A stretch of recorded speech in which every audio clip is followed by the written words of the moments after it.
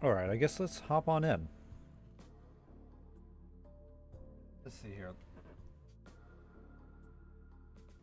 I have more furry friends hanging around my feet today, so I need to make sure that nobody gets poked by a wheel.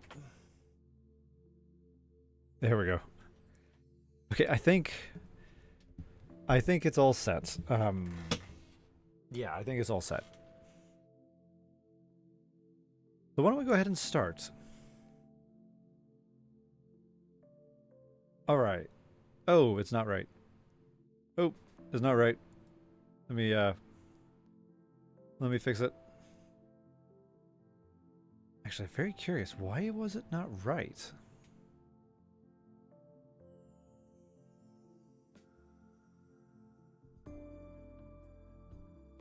Oh, I think I know why it's not right.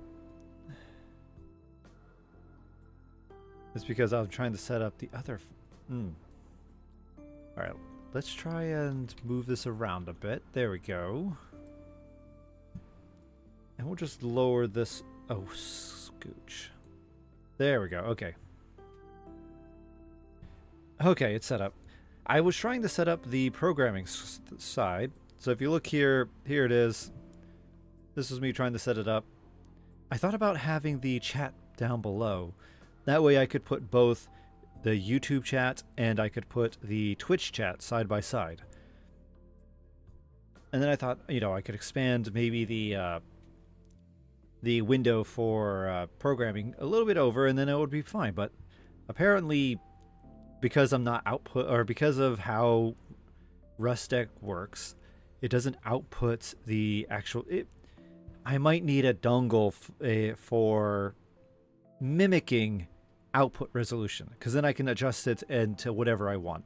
Right now it's connected to a normal TV, and as such I only have access to the or the standard resolution. So in this case we'll figure things out. Oh, it's sent it. I didn't know that I was sent out. Anyway.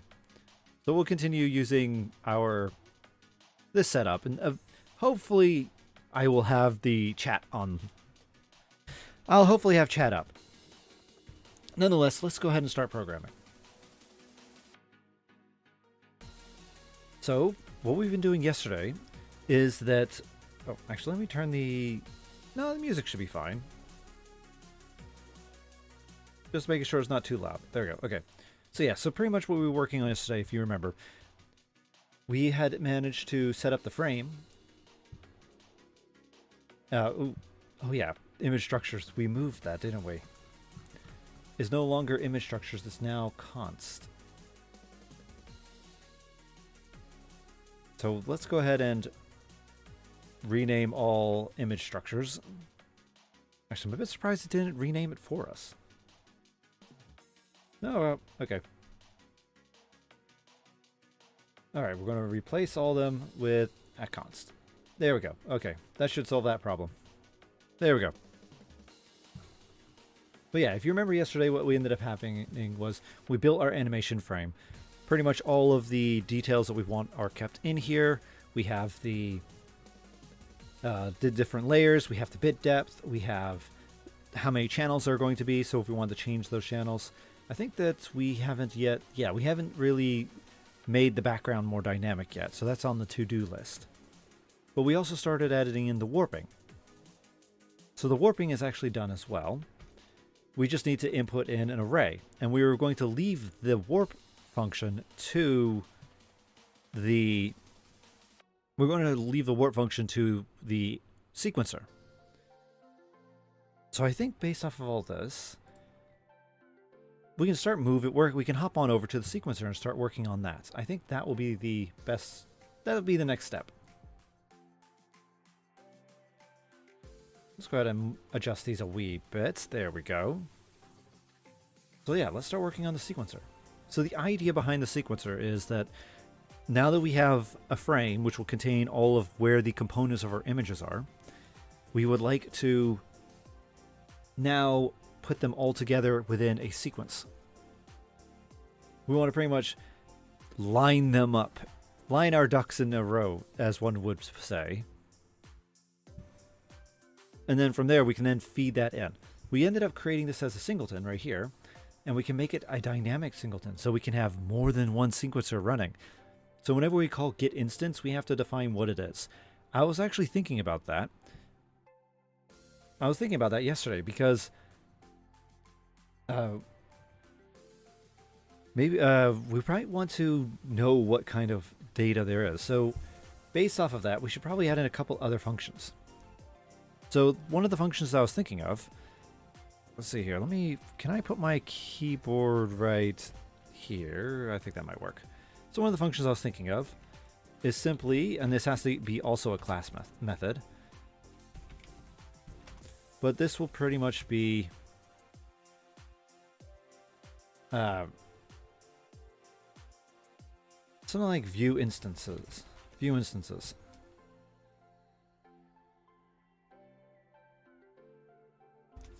And all this will do is return instance. Actually, rather than doing that, we should just make it a property. It'd make more sense just to make it a property.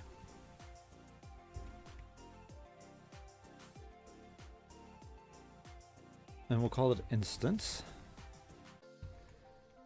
This will be a self. And all this will do is return our dictionary with our values. In this case, we'll now return. There we go. I think that will work out. I think that works out great. So now we have a property.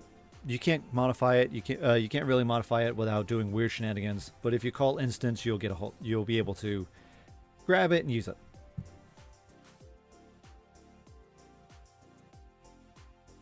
So I think that's good. Now, one thing that's been kind of making me wonder, like, this is how I always used to do, type variations. Yeah, there you can see right there. T, A can be anything. This must be a string or bits. And the idea is that this can allow you to define stuff.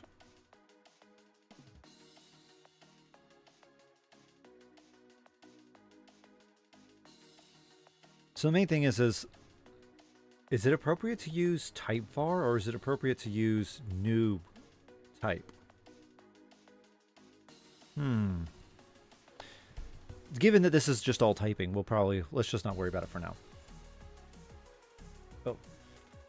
Let's grab that. My system is saying, wait, you need to charge this. All right, there we go. Okay. So yeah, we will not worry about it for now. So the main thing is now we need to decide what we're doing here. So we have ourselves our instances, and we're also going to house. This is where we're going to start building the sequences. Because if you remember in our animator, our current structure is here.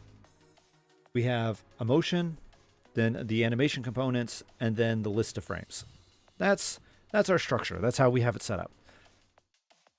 And we want to start building it so that we can start elaborating on these for the sequencer, but also tying it to the animation emotion.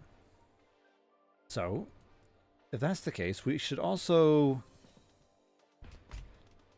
probably also name this animations. Technically, this could get moved actually. So let's go ahead and move this because this is going to be part of the sequencer now.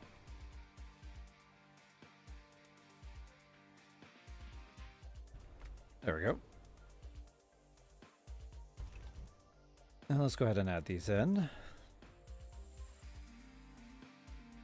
It is amazing how I have to keep... Oh, it needs to get done. Okay, there. So yeah, animations. Yeah, because the idea is that this will be using OpenCV. So if anything, we should probably have here as one of the variables, we'll call it video buffer for now. This is going to be an OpenCV element. I should probably import OpenCV.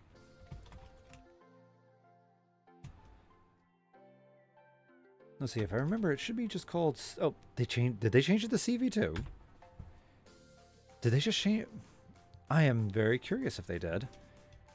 Originally, you just could call CV. Alright, the main thing is that this is going to be a CV2.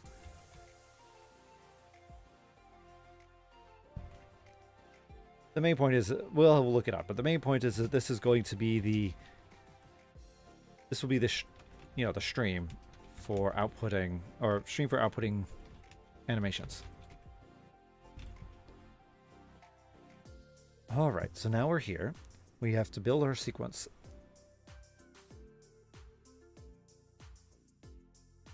So in this particular case... now how would one define this?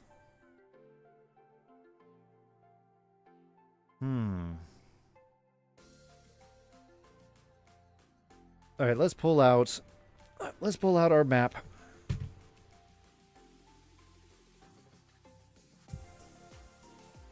Okay, you're not the map. Map. Oh yeah, that's our little thing we were just making earlier. Alright, we're done with that. Okay, yeah, so here we go. Here's our little map. So if you remember, we have our frames. We're going to build with our sequences, and then we're going to then put them into a... We're going to put them into a dictionary, and then we're going to send it to the animator. So that was our...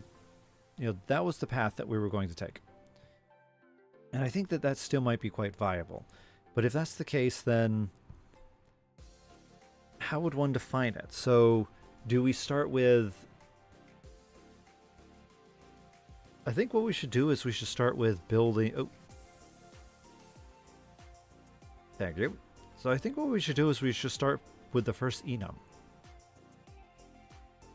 We should start with the first enum, which happens to be the emotion. So that would be happy, sad, these types of things. So in other words, we should have... We'll define a function. And it'll call, in this case, it'll be build sequence. And then it will take in things like name.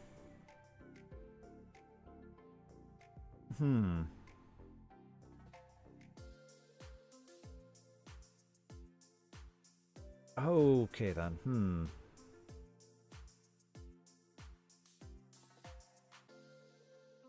Actually, this is a bit difficult. How would we organize this? What would be the best way to organize this? Because we need a couple things. We need the first enum, and then when we build our dictionary, we need those enums as well. Part of me feels like that we should start off with building... It feels like we should start off with, this is the emotion, and then we start populating this out.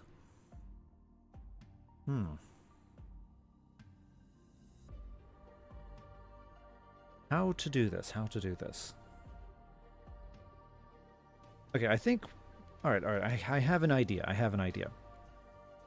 So what we're going to do is we're going to focus on building the enum. The idea is that we can start. Ah, boy, how would we do this? Yeah, how will we do that? All right, okay. I have an idea. I have an idea. Let's try it. Let's try it. So the idea is that we're going to start building the sequence. For instance, we're going to have here animate, or this will be the. Let's go ahead and type this in. This will be the not the animation type, but this will be called the emote. And then from here we'll take in the animation emotion. There we go.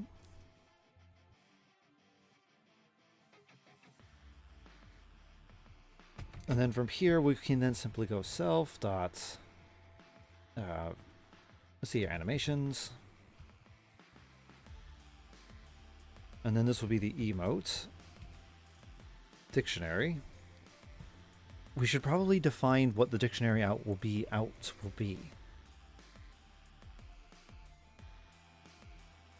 It's actually, yeah.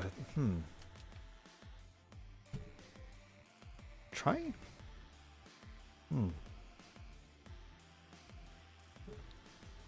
Let's see here. Actually, I'm trying. Let me move things real quick. My desk is a little cluttered.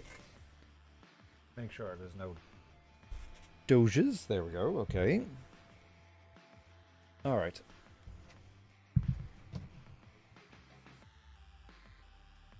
There we go. Okay. Now I'm a little bit in a safer area, so I won't hurt myself or hurt the dogs. Okay. Okay. So what we're going to do is we're going to simply do this. Build sequence and emote animation. And then so this way it will create that here. We can also... That's kind of like the end stage though.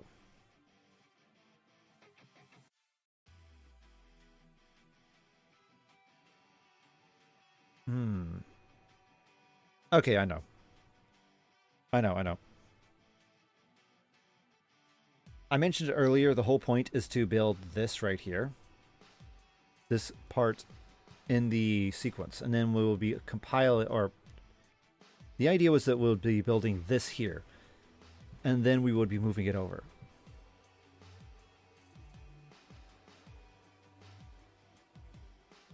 But I think that what the main thing should be is that we can start populating. So what we'll do is this. We'll simply change the build sequence. We'll do add animation.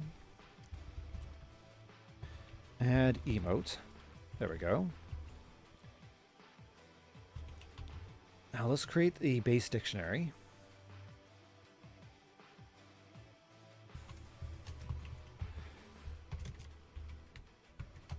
Alright, const. And this will be the default structure, default dictionary structure.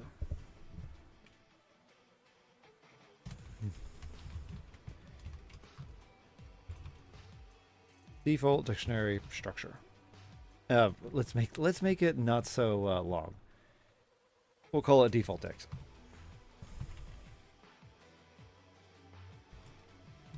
And now this will be this right here.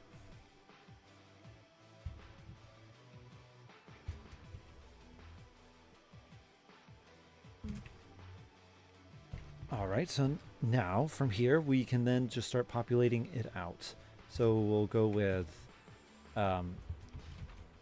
animation components right here. And there we go. Okay then. So we have a couple. We have intro, we have outro.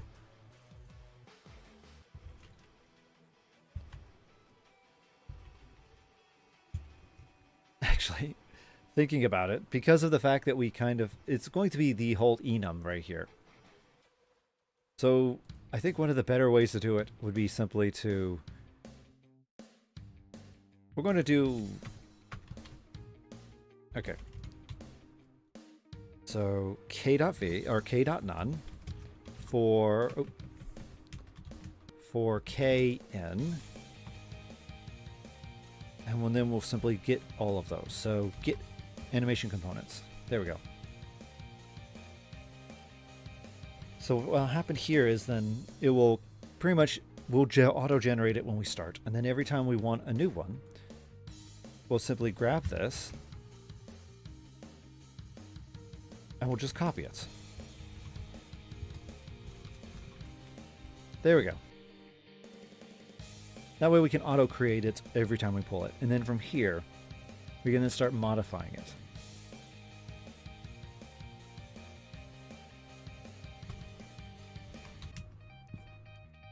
And then, let's see here.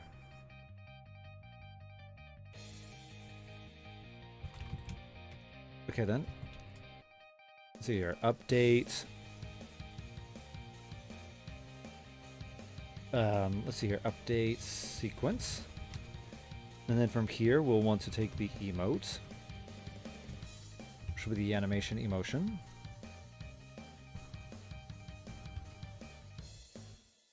Oh, this is going to take a couple of variables. Let's just continue running with it. Let's continue running with it. The outcome will come to us. As we go, we'll figure it out. Oh, shush you.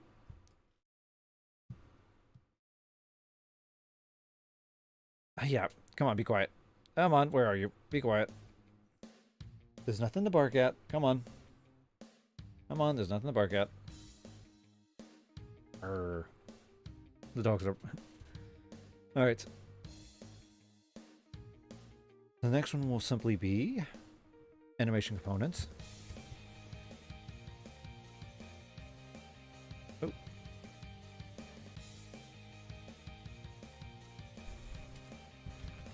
Components. This, and then this will be a lit, and then the last thing will be the sequence.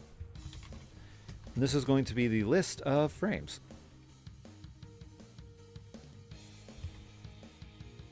There you go, animation frame. That's not going to add out anything. But now the idea is that what we can do is we can simply grab our emotes. Let's see here. So technically this is going to be a double dictionary.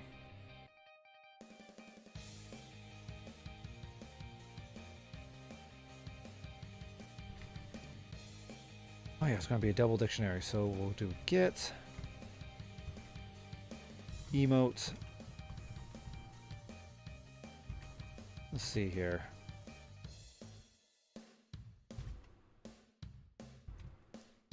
Oh. Alright then, so if, we'll call this emote, is equal to being able to get it.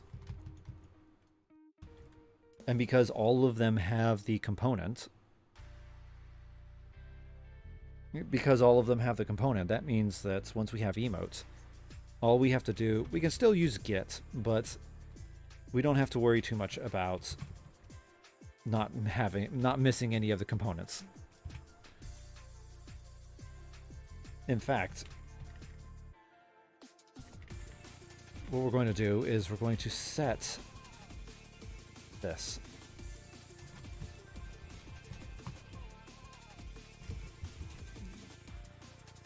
Let's see here.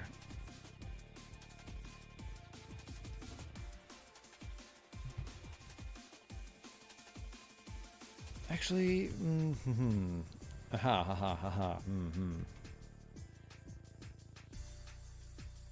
Actually, is the walrus copying or is it passing? Oh, if the walrus is okay, let's try something. Let's try something.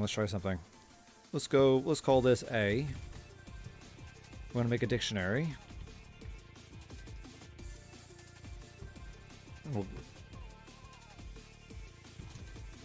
BB. So this will be AA, CC, BB. So now we do A get AA. And now we'll call this CC.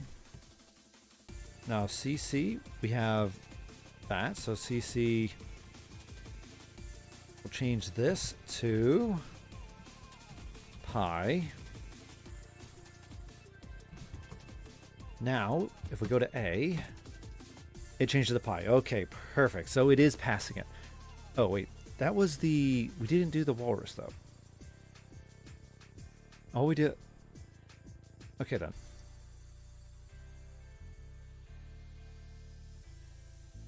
But we... we didn't do the walrus, though. Alright, then. We'll redo this now. If A dot get AA, and we'll call this CC walrus. If that's the case, then CC, where CC, we'll change this to cookie. Now, what is AA? Or what is A? It was changed to, alright, yeah, so it is passing it. Okay. Just making sure.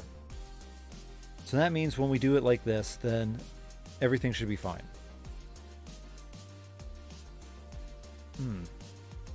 But this is kind of finish the end result.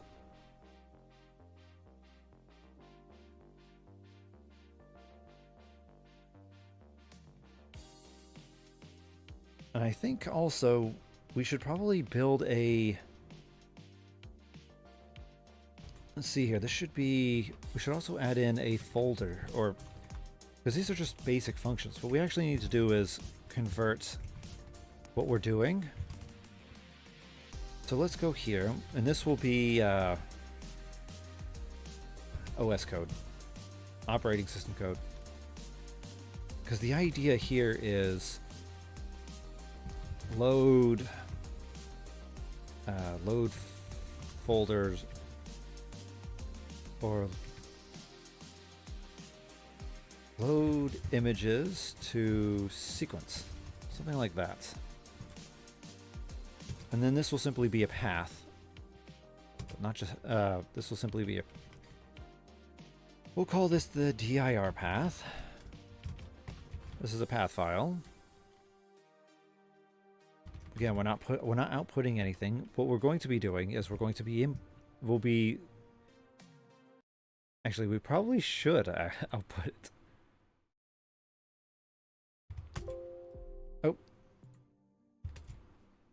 Oh, come on. Come on. There we go. Okay. Actually, yeah, thinking about it, maybe we should output something. This, if we do that, we could simply output a list of the animation frames. We'll think about it. The main thing is we want to load images to sequence. Oh. Yeah, what we want to do is load images to sequence. So if path, dir path, if this is a directory, because that's what we want, then what we'll do then is, actually, didn't we already kind of did this earlier with the frame, because the idea is that we were just loading everything within the frame. So what we're simply doing is we'll be going through and calling our function.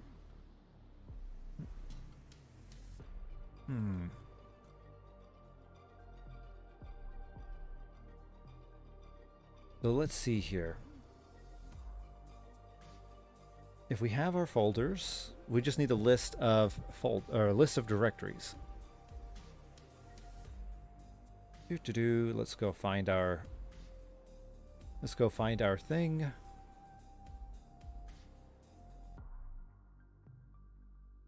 Here it is, this one right here.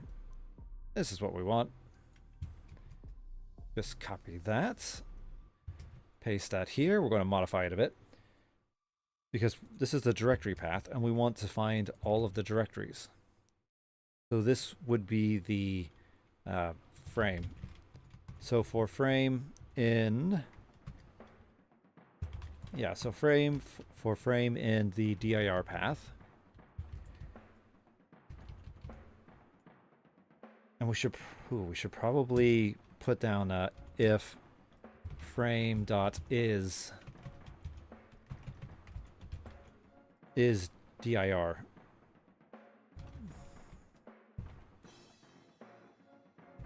Yeah, there we go. Perfect. So yeah, the idea here is that if the frame is also a directory, as in it's a folder of images, we can keep that. That way it will prevent us from, I don't know, trying to multi-load up a non-sequence thing.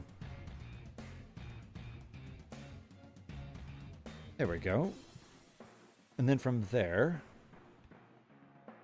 and then we'll call this the dir locations.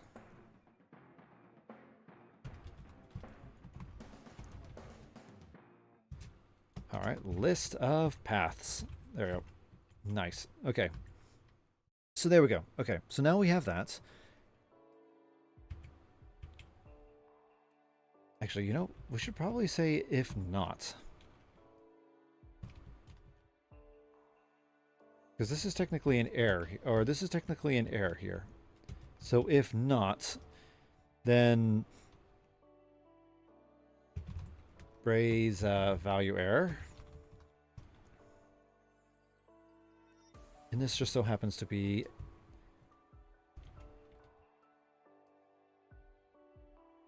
okay then, not a directory of, not a directory. Okay, there we go. Not a directory. I think that worked. That explains everything. Then path is equal to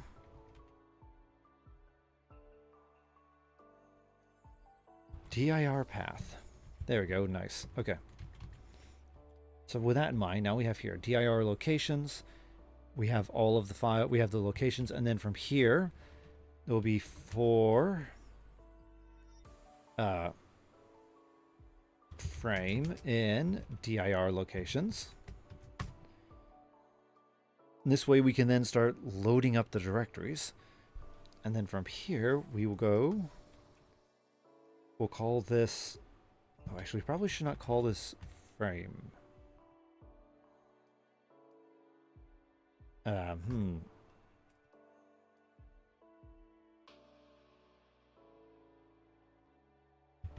Alright, we'll call this animation frame right here. So animation frame, and then we're going to do animation frame dot load.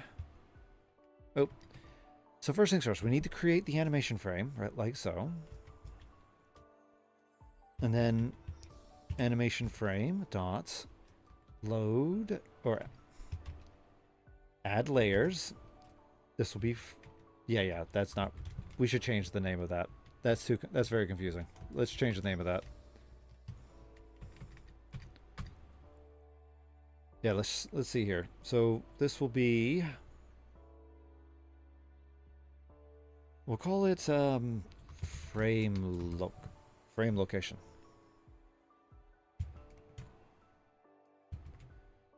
All right then. Now for the framer, if you remember, we said it that you'd have to always add in a name, so you kind of knew what the layer was. Name was mandatory. That way we could kind of know what the frame was that we were looking at. So in this case, what we should do is we should use the directory name.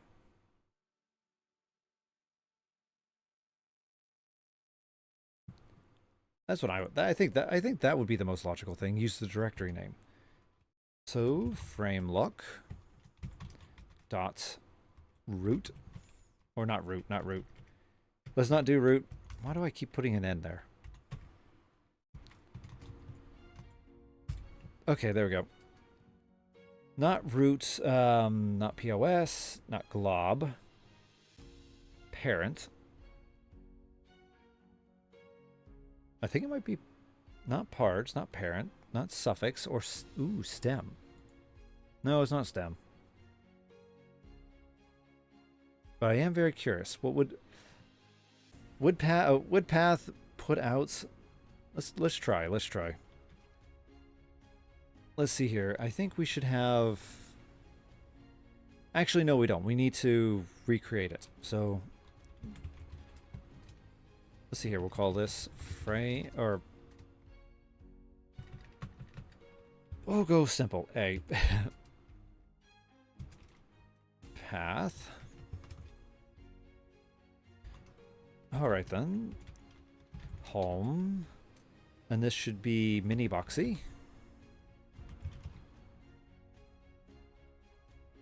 Desktop. And last not least, it should be example. Though, to be fair, I think our example has changed now, hasn't it? Let's go check. Oh. Samples. Okay, it's samples. Yeah, where we want to... This is originally our... just our normal symbol. So now what we want to do is want to do a frame example. So we'll go with... We'll call this frame sample. There we go. Or I should call it instead sequence sample. All right. And I think the main point here is actually setting up a sequence that how we want the data to be stored. Because if you remember originally, the way I have it set up is... Actually, it's kind of... Yeah, here we go. If you remember, I originally had it set up, I put everything separate, like so. And we had keyframes, which were their own folder. And this is where you would have... These are the poses. Like, this is the default pose, and everything else around it would change. But we're changing it from that. So you have the default pose, and then we have these different animations. This is the set animation. This was the chatting animation. And you see here, because the VR eyes was the only thing that was changing, that's what we put here. So, I think what I can do... Actually, I think that would actually be the better option. So let's go ahead and copy VR eyes over.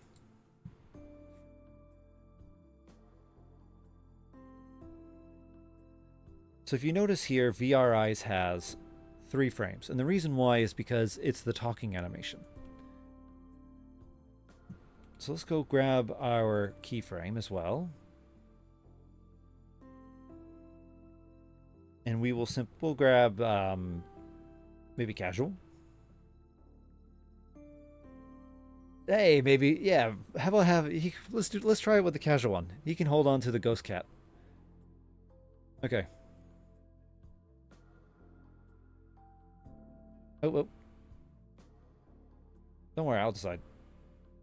Copy, paste. There we go. And then from here, and then last but not least, we need to grab some of the additional stuff. So it would be these things. All right, there we go. So now that we have those, now we just need to start structuring this. Now, the way I've been thinking about it was each folder will be its own frame. So we'll actually call this, you know, this will be, I'll call it F1 peak. Then this will be F2 mid. F3 peak. We're following the basic structure for doing a talking animation. Then F4 mid. And then finally, the last one will be F5 idle. There we go. So that's the general sequence when it comes to doing voice or the animations. As you see for my character, when he talks, that's the bouncing that is going on. And what that means is that if we look here at the pictures, there's idle, there's mid, and there's peak. So we'll go ahead and copy this as peak. And we'll simply put them here, like so, because this is the one that's changing. And then we'll grab this one here. Structuring a file. There we go. And then last but not least, the VR eyes idle. There we go. Okay, nice. So that's done. We don't need you. Be gone. Next is this one. So one thing that I've been thinking about is because one of the things I want to do is I want to try and reduce the amount of resources that are needed.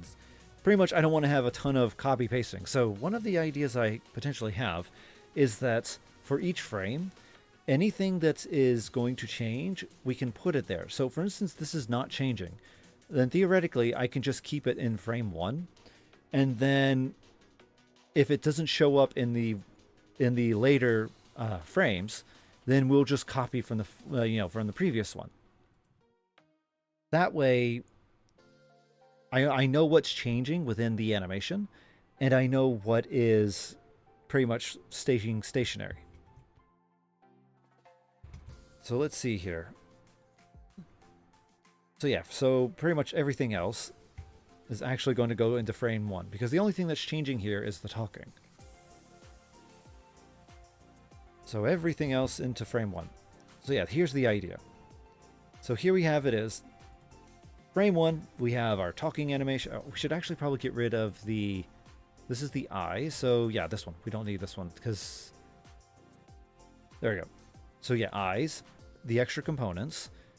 And then afterwards, because the eye is the only thing that's changing, that means this is what these are what the frames are. And if I wanted to, let's say, change something on the last frame, then I'll just simply put another picture here. So this is our sample. Let's go ahead and load that up. And let's see here, home, desktop, yeah. And then it should be in Mini Boxy if I recall. Let's check the properties just to make sure. Oh, okay, it's not Mini Boxy. It's called MPA. All right.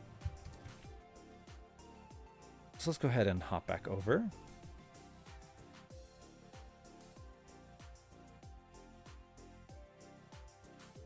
Copy, paste. There we go. And then this will be sample. There we go, sequence sample. Nice. There's our path. Oh. Okay, Mr. Path. There we go. There we go. There's our path. There's our path. AA. Now, this should just be simply it's a directory. Yep, that's true.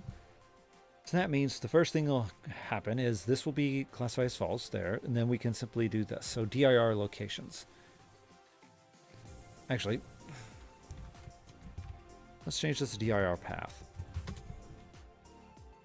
That way I can just do this. Boom. All right, done. And then we have our other locations. Nice. And we have the names. Okay, so what happens if I do framelock.stem?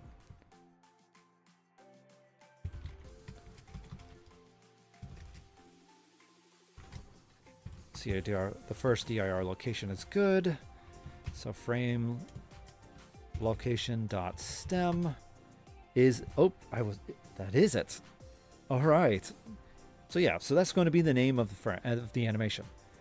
So we build it, we then import this in. Oh, we should probably, yeah. And then from here, what we can then do is, once we have it built, we then simply add it to a sequence. So what we need to do is have a different file called sequence. I should probably put this first, right there. So sequence is going to be a list of frames.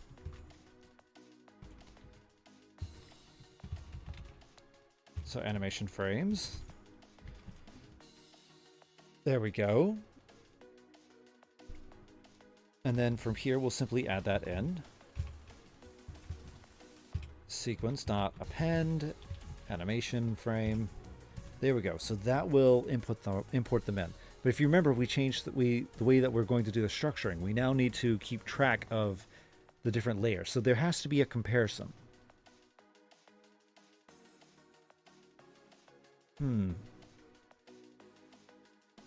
What would actually be very nice, we should probably add that in, actually. Because what I'm thinking is what we could probably do here with frame is, because you have a whole lot of these hidden, they're called magic variables.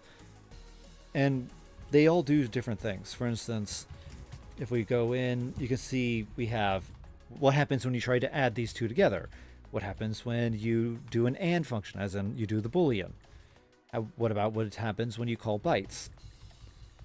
Copy. You might be able to change the way it does copying. So because of that, if we did a comparison, we could call for comparison, and then I could tell it, if we call to compare two frames, it will compare the components and see if they're identical. And if they are, it will mark it as true or false. And we could even go a step further and say, what I can do further and say is that if we do a comparison like this, then what we can do is it will highlight out what is different. I don't know if that would be too much overkill, but that is an option. Let's see, next, position, R and if... Oh. Alright, where's compare? That's substitution, set, size of, string, more substitution. It's not XOR either. Oh, I think it's equal. It's the equal one. So it's this one here. If we do this, then what happens? So let's see here.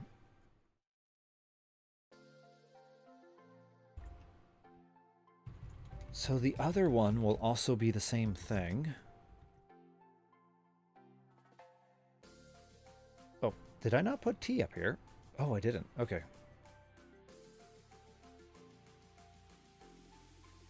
All right, we want to... Okay, we want to do that real quick. Let's add in type var. So T equals type var. And this is simply going to be the animation frame. There we go. Import you in. Oh, ads are starting. That's very annoying.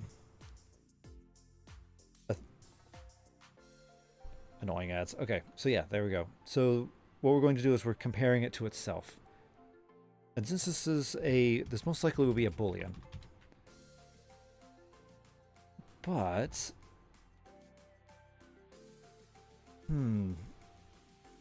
Anyway. So the idea then is self.components and other.components. So... yeah, other dot. So we'll want to compare these together. Self.components and other.components. Because ideally you want to see what is different and what is not.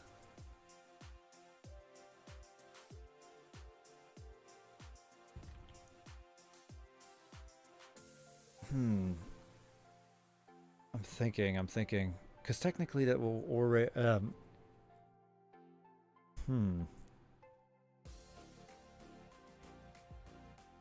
Because technically that's already what's going on. What we want to do is... Oh, actually, what is it complaining about? Oh, probably because we haven't returned it. Yeah, we're not returning yet.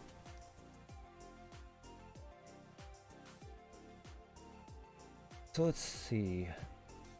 Technically... Okay, let's... Alright, maybe that one might not work. Maybe that might not work. Let's do this. Let's see here. We have this. We appended the frame. We then go back. We then cycle to the next frame. We build it. Append. Or we build it.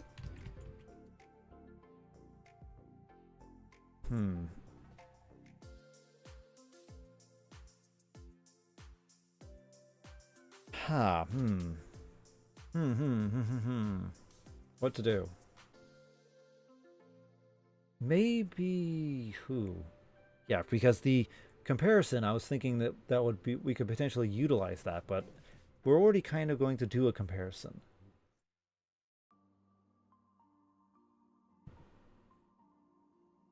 I know. What we can do is we can...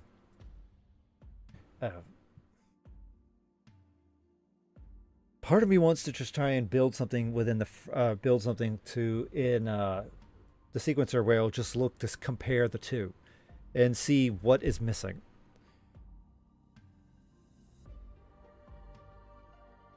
So why don't we let's just do that for now, and if we need to, we can move it later. So this will just be a simple frame comparing, and then this will be our frame 1. So let's see here. This will be frame 1, which will be our animation frame, and then frame 2. They'd be also our animation frame. And then what this will do is then it will output a list. A list of layers. So we'll put a list of strings right now. Because the idea is that it will compare the two, and then it will tell us which layers are missing. But that also means then that what we should do up here, when we're going to load image sequence, besides the directory path, we'll also have to define out the layering.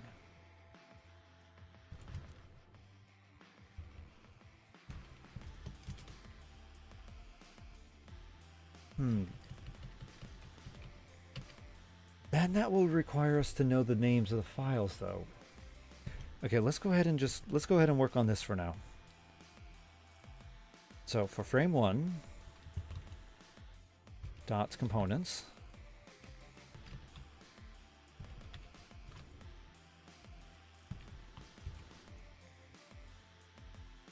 let's see here, frame 1 dot components.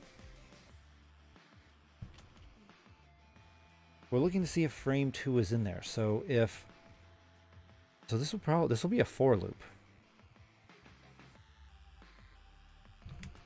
So yeah, okay, for layer in frame 1 dot components, and this will simply be because components, if I recall, is a list, right? It should just be a basic list. Yes, it's just a list with a list of dictionaries. So with that in mind, so all we have to do is just run through that, and then if a layer is,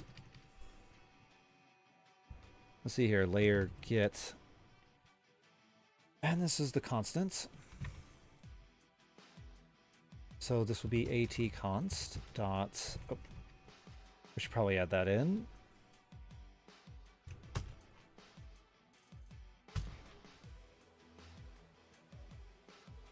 I think we just need, actually we probably just need to know if that, well, we'll go with the name for now, or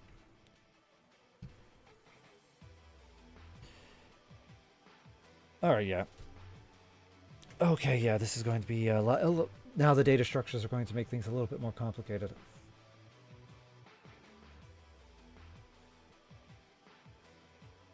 Yeah, the data structure is going to make it a little bit more complicated. Let's see here, we have ourselves, let's go ahead and build some of these. Let's see here. Let's actually go ahead and build this one first. So we have ourselves animation frame right here.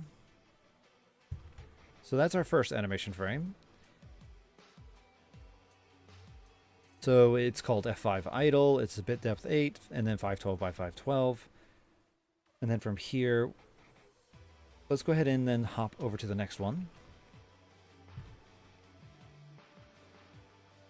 So frame look, and this will be dir look, dir locations 1, and then we'll simply build a new one, but we'll call this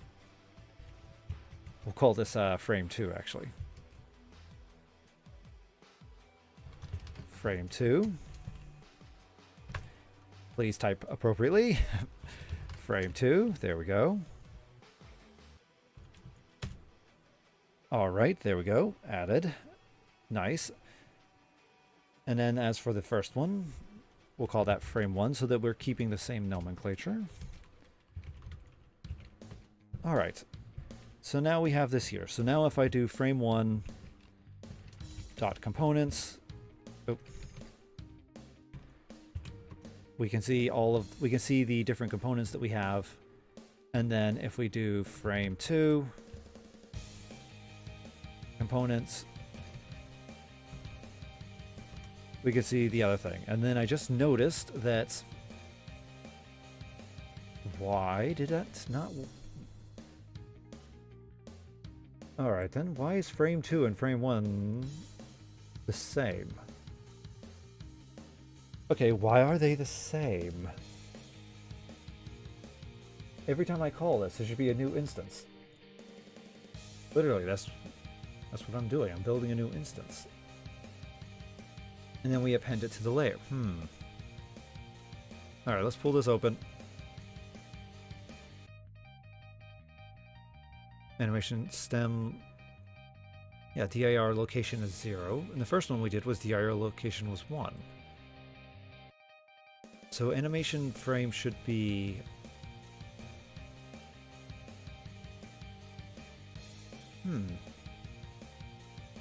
Let's try this again. In fact, let's do this. Just run through the entire thing.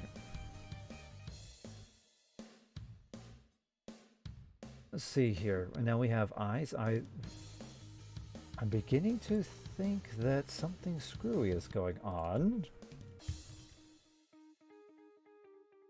Those are all the correct names. Well, the why is 2 ahead of 1? Okay, the sequence is wrong. We'll have to find out why. Now, okay, sequence. So the first element in the sequence, what are your components? And that is idle v. Oh, it is. We're not copying. Okay, why are we not copying? Why are they tied together? This should not be a singleton. Yeah, we initialize. We output that.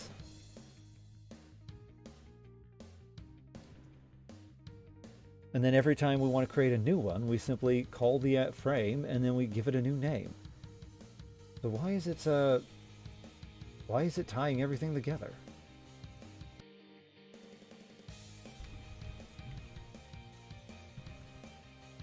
Oh. Come on, let's... Yep, it is tying it all together. Let's see here. Animation frame, add layers, and then we simply append. And then we go back through, we call animation frame.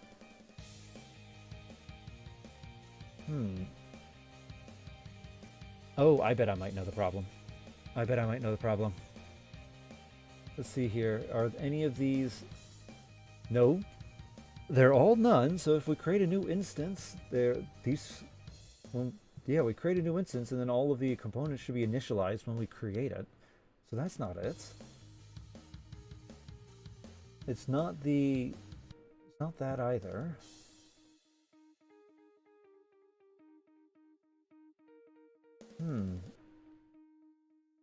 What could be causing what could be tying it together?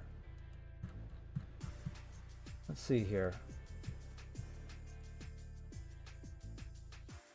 Yeah, what could be tying it together?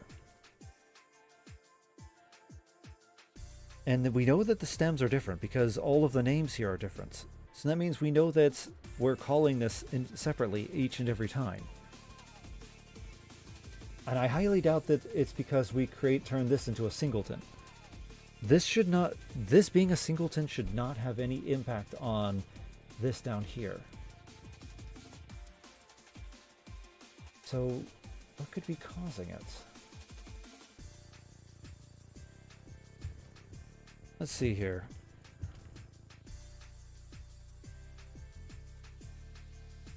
I'm going to call you A. And then B.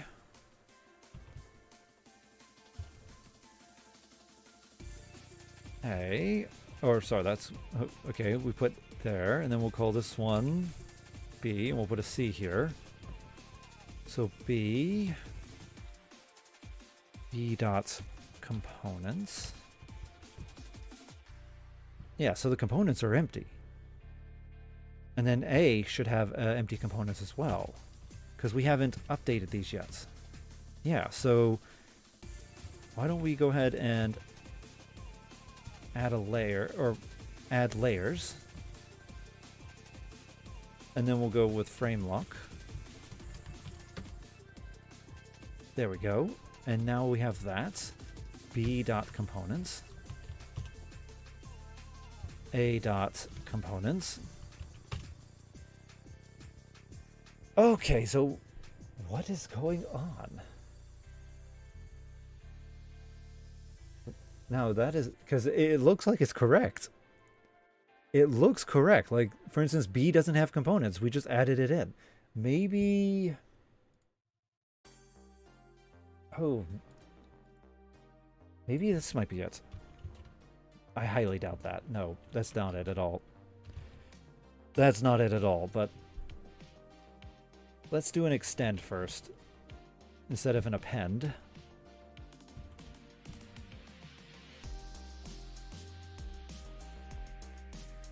Yeah, that's not correct. It should be append. So let's see here. Frame lock animation. Frame lock. Could it be because of the? Could it be because of the loop? Let's see here. I'm going to cancel that out. So the sequence should be empty.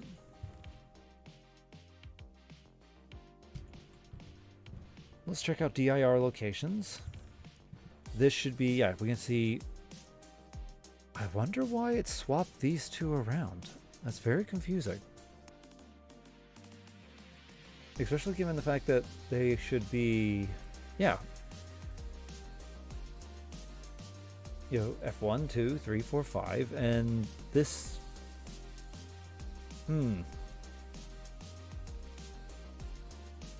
Yeah, we'll have to figure out why it does that. I might have to, instead of using using this method here, I might have to. Yeah, I might have to change it up and use a different method.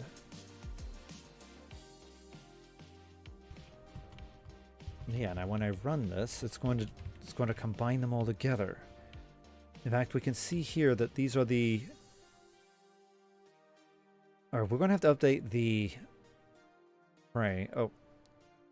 SRC animation frame, and then we add. So theoretically, it should actually have everything at the end. Alright, let's go to sequence. Sequence. The first element in the sequence, dot components.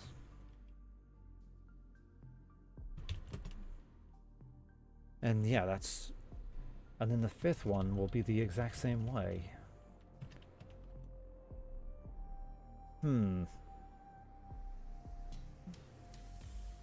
So apparently when... Oh. Wait, that is different, actually. Alright. So maybe I'm... Alright. That's different. Let's go with 3. Okay, so... Alright, so maybe I'm just, maybe I'm seeing things. So yeah, it is correct. It is working. I wonder why I was having a... Maybe dyslexia. I am dyslexic. Maybe that's just playing tricks on me. Okay, it's working. It's kind of working. We need to restructure the diction when this comes out. Because right now, when we do this, all it does is output this, and it's not even in the correct... It's not even in the correct layout. So let's see here. Iter DRR. So yeah, maybe we'll just have to import in OS, maybe?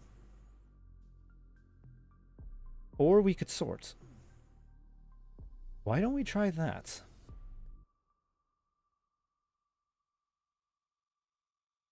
So after we have our dir locations, then we will go dir locations dot sort.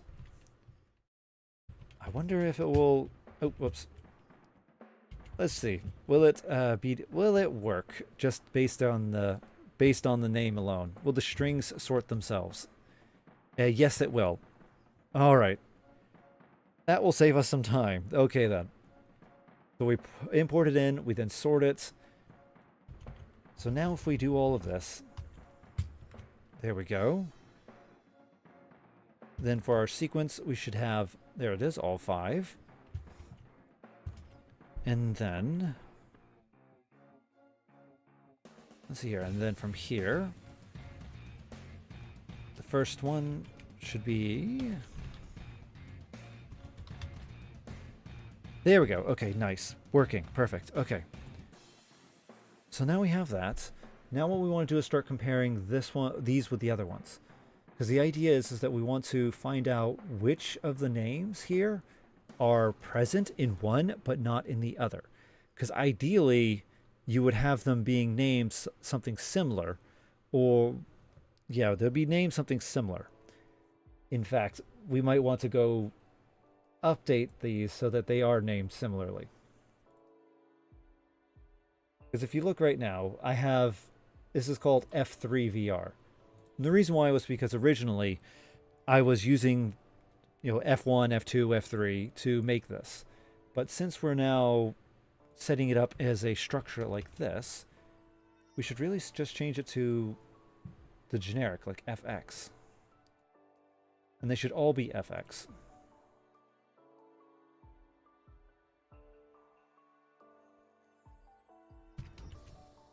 There we go.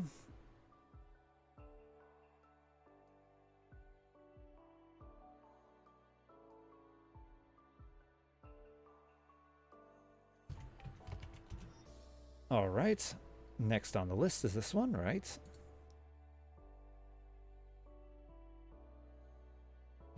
There we go. And then last one, the idle.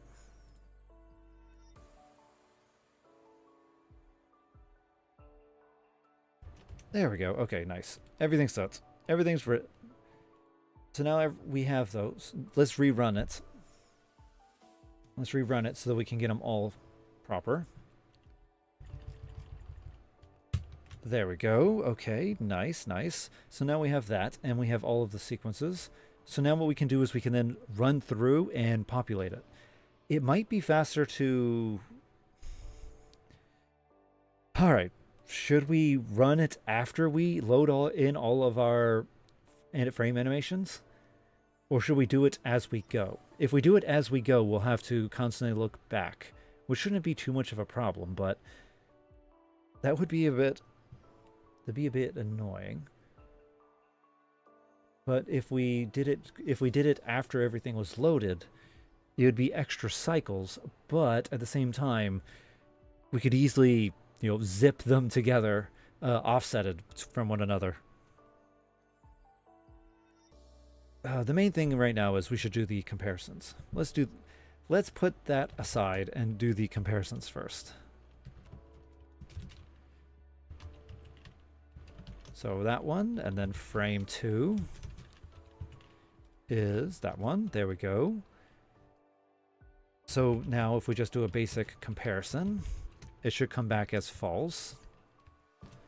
Yep, there we go. So now what we want to do is compare the components. Because for frame 1, so frame 1, not components. All right then, so we have the name, image path.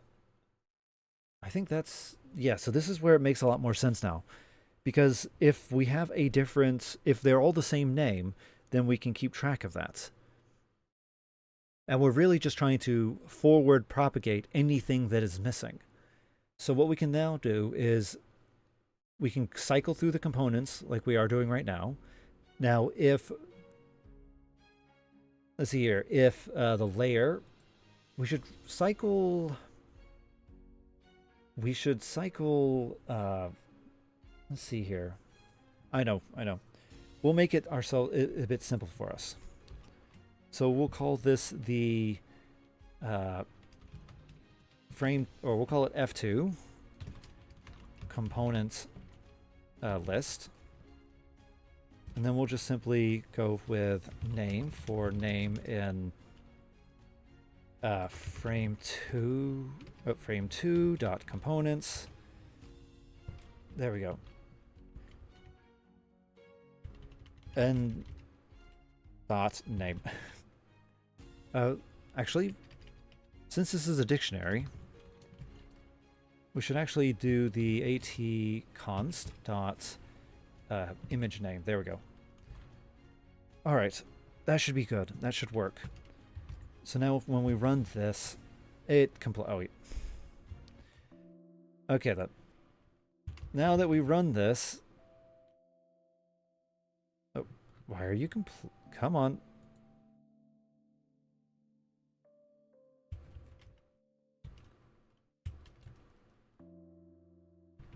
AT is not defined.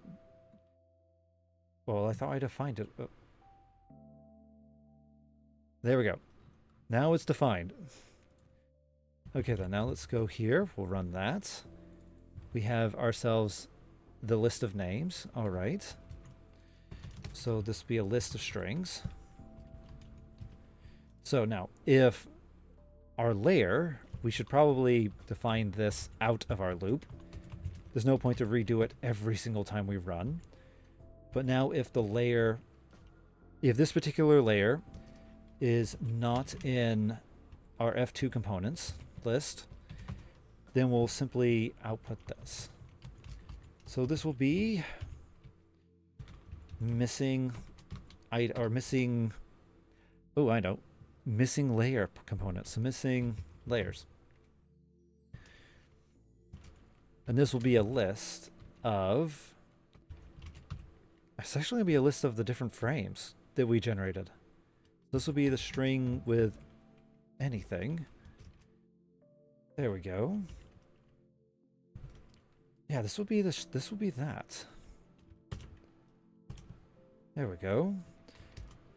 And then what we'll simply do is append this. So missing layers dot append layer, like that. And then afterwards, we'll just simply return the missing layers. So what we're actually going to be returning is not a list of strings, but we'll be returning a list of dictionaries. Pretty much the layer information. There we go. And then from there, all right then. And what are you complaining about?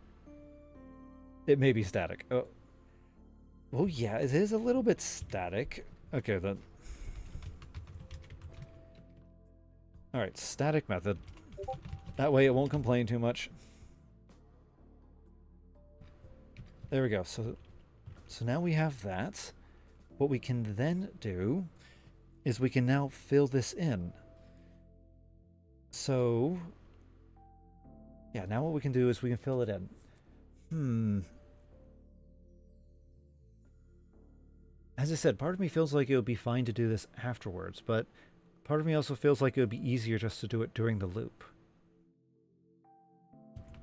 How about we try this? We'll start off with doing it inside, and if it ends up becoming a pain in the hiney, then we will separate it out.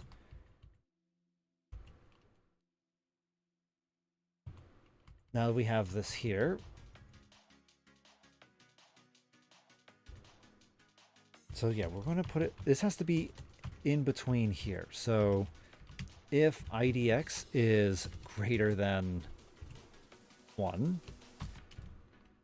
then what we're going to do is we're going to run this. So let me think. Technically this should be greater than 0 because 0 is the first frame. But now what we're going to do is we'll do self.frame comparing. And we want to, let's see here. So frame 1 is the original frame. Frame 2 is our comparison frame. We should rename these to make it... Yeah, because that is very confusing. Let's rename these. Let's rename these. So this will be the... So this will be the... we'll call this just frame. And then the other one will be called source frame. So let's rename this one the source frame.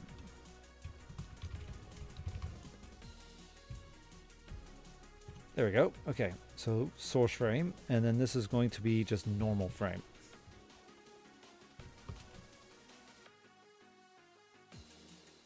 Let's see here. So what we're to end up doing is we end up creating a... So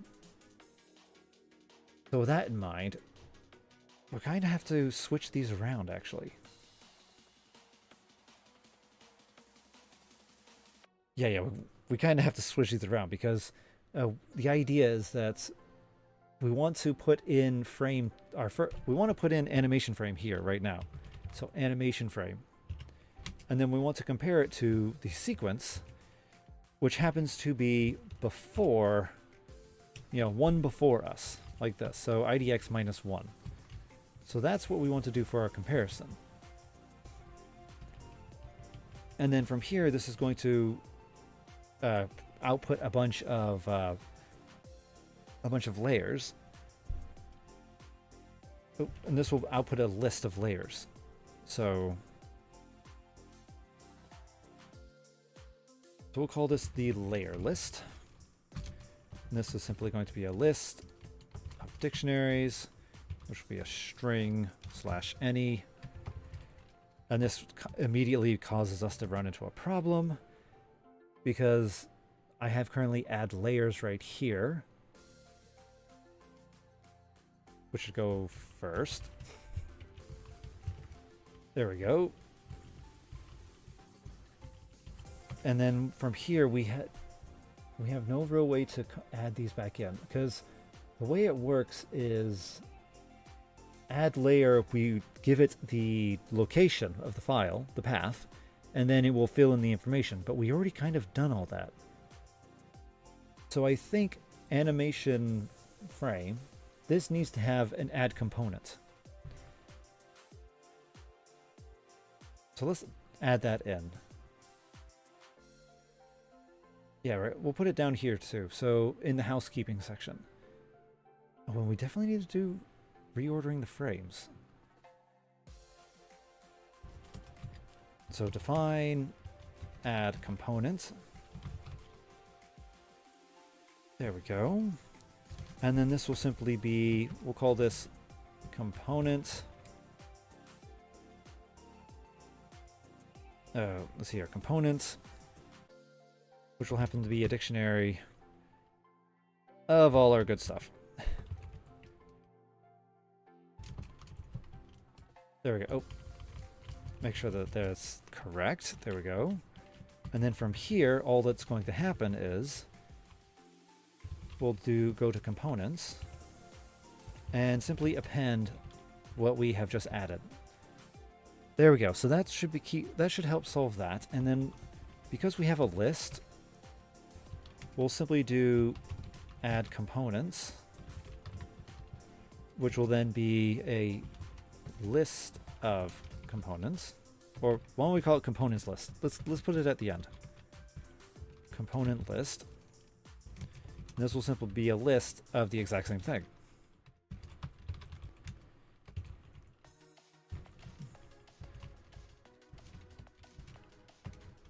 There we go. And then from here, all this is going to then do is for components in component list, we'll simply do add component and then component. There we go. There we go. Now, because of the fact that we're adding in a component, we should probably log it too. Because if you remember, we are currently logging, adding in layers. In fact, this bit right here is all about, right here, log. So we should definitely add this in as well. So let's see here, image loaded, and then this is the image name.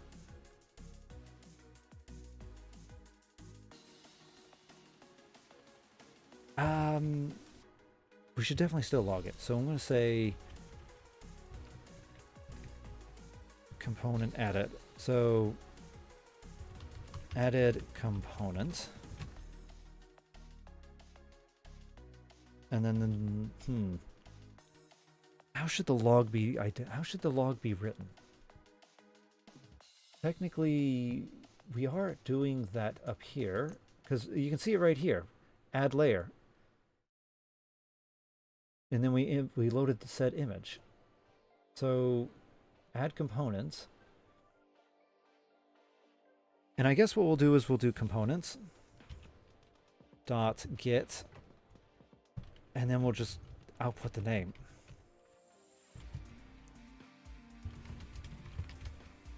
And then this will be the image name. There we go. All right, I think that's good. We might have to add in the path later for our logs, but yeah, I think that's good for now.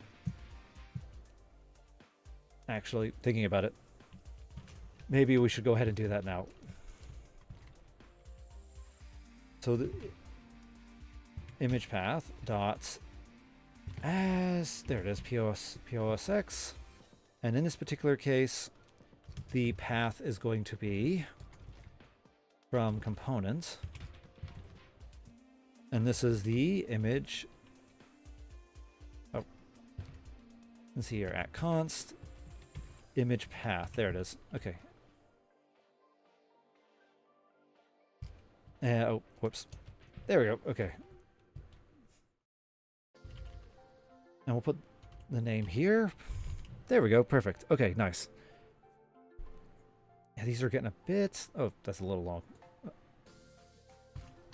All right. There we go. So now we have this add components. What we can now do is over here in our sequencer, we now have pulled out a layer, the list of items from the layer.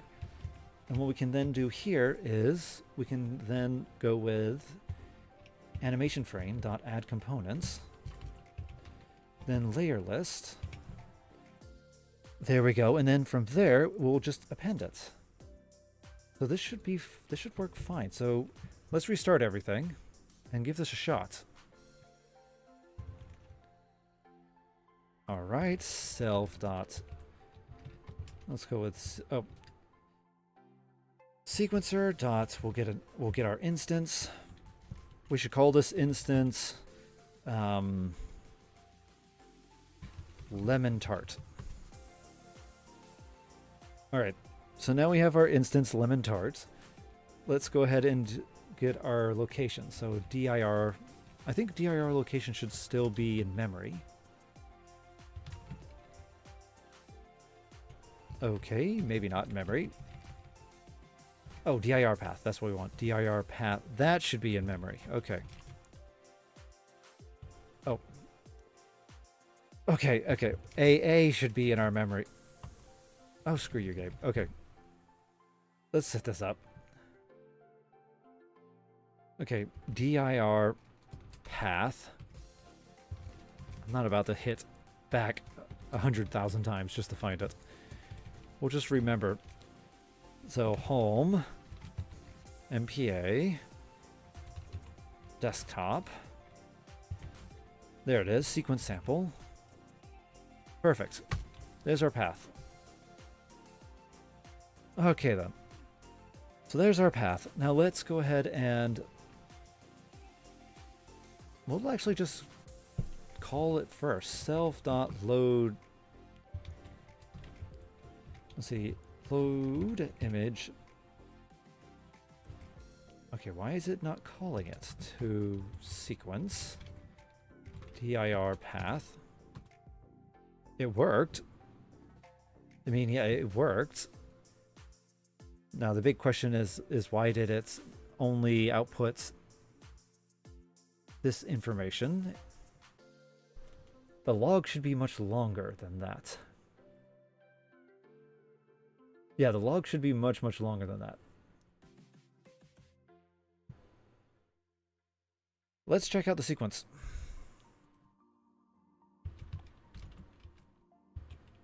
Oh wait, I'm not. Oh, I forgot.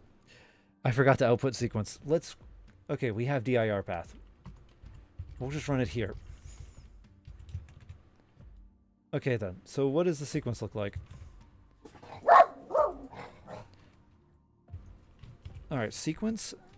Let's check out the 5th element and check out its. Oh, dogs. List is Oh, no. Oh, duh. We're not on the 5th element. We're on the 4th element.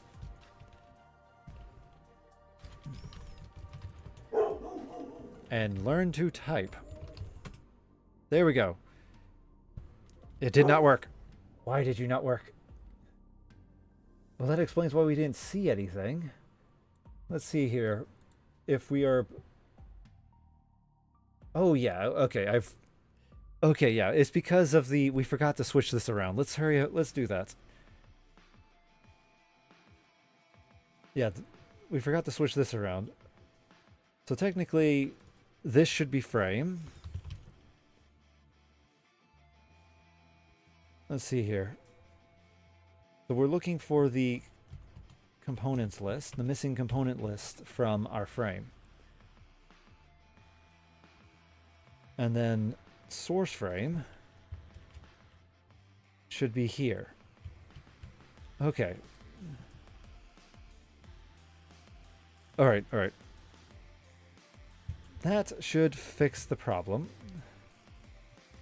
And since we have a singleton, let's go ahead and just restart it. Let's restart. All right then, self.sequence. All right then, dir path. There we go. All right, so now let's go ahead and run this.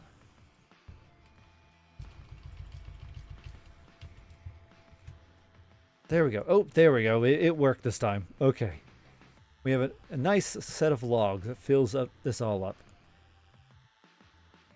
And we can see it all filled it in. Now the next thing we have to do is, because doing it this way, even though we've now added the sequence,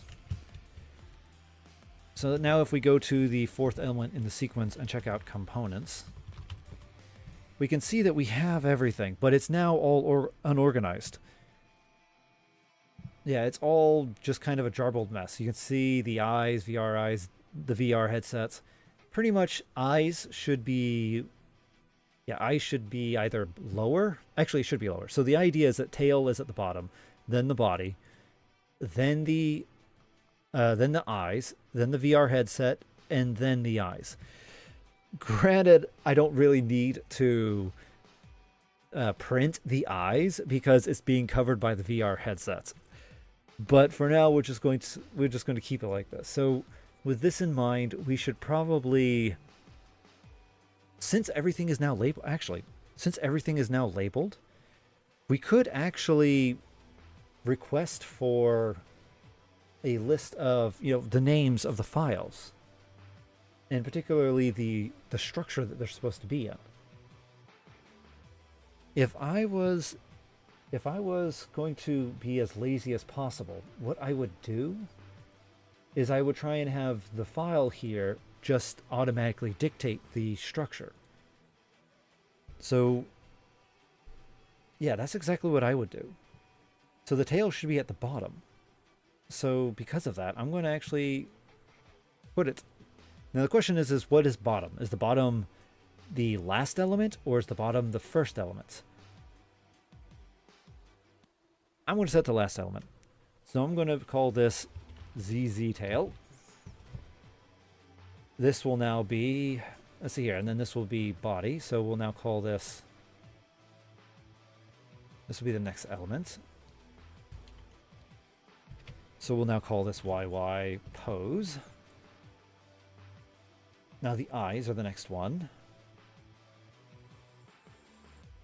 And we'll call this, let's see, we'll call this XX. And then finally the VR headsets. Rename. Well, this will be BB.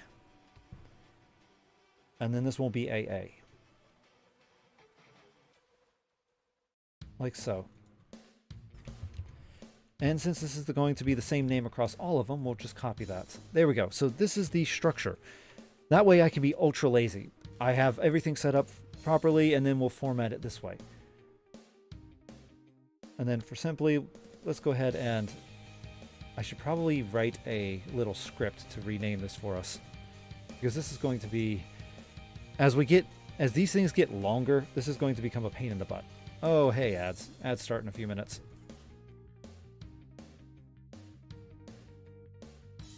Let's see here.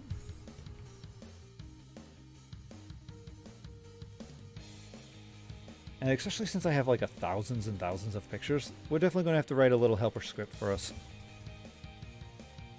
Oh, definitely. Oh. We get notifications. There we go. Okay. So everything's named the same. We've properly structured it within our file. So now what we should do is organize this, which actually runs into... If you remember in Frame, we had we were busy working on the function. It was called reorder.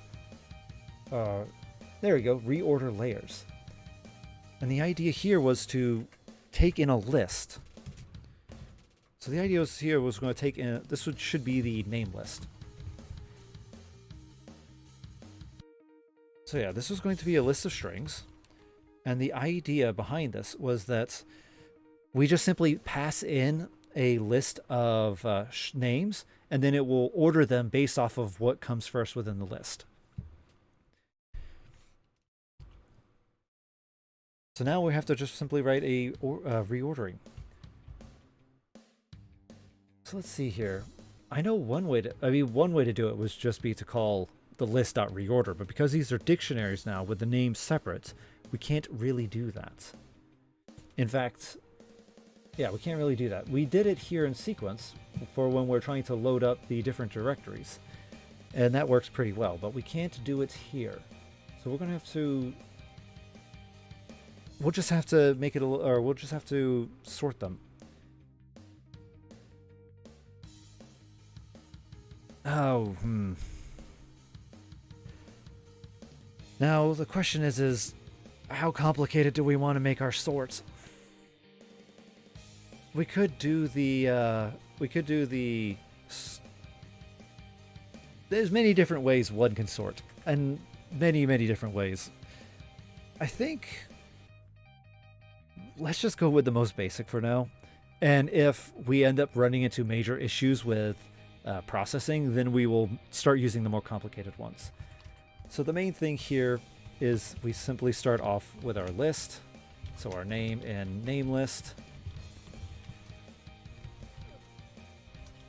Oh yeah, and we're going to simply create a new file. This will be called the new order list. This will be our list of... I should probably change this actually into its own class file. Because right now I'm just typing in, you know, string.any everywhere. If we go over to the constants, well, you can actually see what I'm talking about, because I made it right here. This is the defined structure of our image layer. You can see it's a dictionary that has the name, and then we can have many different elements. It'll be a layer, or it'll be a destination. Yeah, and this is simply a dictionary with a string and any. But I'm wondering if I should really just... Yeah, I wonder.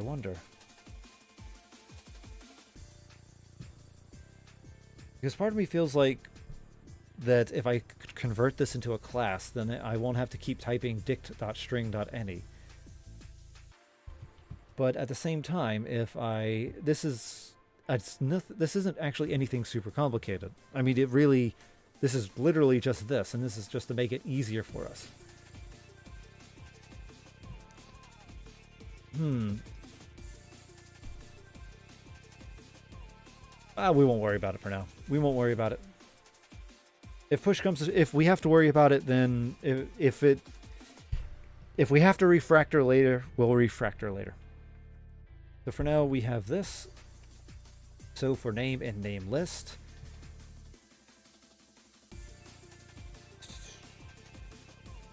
All right. So for name and name list, if name is equal to self dot, this is going to be a double for loop, isn't it? Oh yeah, it's going to be a double for loop. Oh boy. Yeah, this is going to be the worst. Layer and layer. Okay, for self dot components. If layer dot, this is the name structure. Which name is equal to name. And this is going to simply be, this will be a new order list dot extend. There we go. Oh, it does not. Why do you not like that? Unresolved reference. Layer. Oh, that's why. It's backwards. Okay, for layer in the components, if the component is equal to the name, then we append it. And then at the very end, after we've done all this, we go to self dot components, and then this will equal the new ordered list. There we go. This will be very mangled. And also this actually has a lot of bugs in it. This actually has a lot of bugs in it, because what happens if we just pass in a whole garbled list of names? Then effectively we lose it will just drop a lot of the items. So technically so this is kind of a mess. This should be to do horrible sorting. Lose data if name not in list. Rewrite. Okay, we'll have to rewrite this later. The main point is that we have it sorted. So now that we have reordered layers, what we can now do, let's see here. So what we can now do is in the sequencer is after we've grabbed everything. So yeah, after we've grabbed everything like so, what we can then do is go to animation frame. Oh, let's see here. Animation frame dot reorder layers. And this will be the name of all of the elements.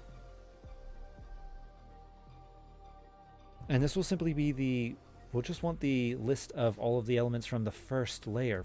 So the first sequence, the one before us.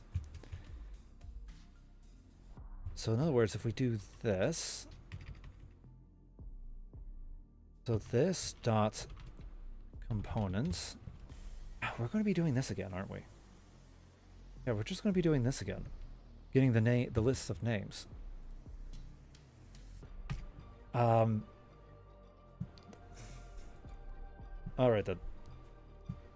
Let's see here. Do we have set background warp? These are the transformations. This is the housekeeping, compiling components. So we should probably put some function right here.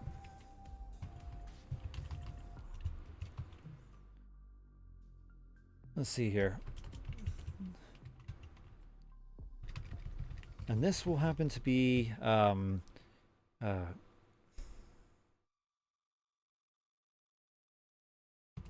of variable outputs.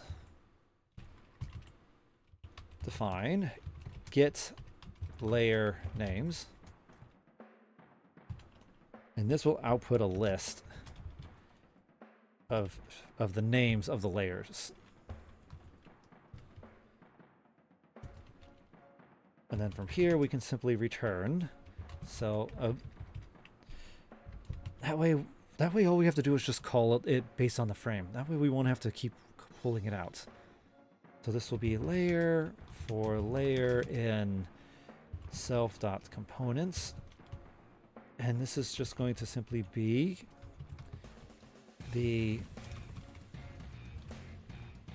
and then there it is, image name. There we go. So now that we have that, back into the sequencer, so that way we don't have to do that anymore. And actually, because of the fact that we've done that, we can actually remove this. So this can now just be frame.get the layers. And then likewise, let's see, I think we're going to keep with this because that way we can actually output in our component layers. But from here, that means what we can then do here is we can type in sequence idx -1 dot get, let's see here, get layers. There we go. Perfect. So now that we do this, everything should sort out and or filter and sort properly.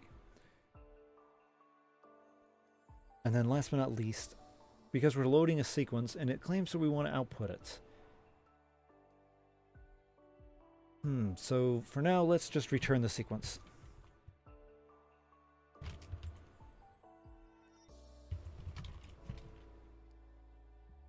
There we go. Oh.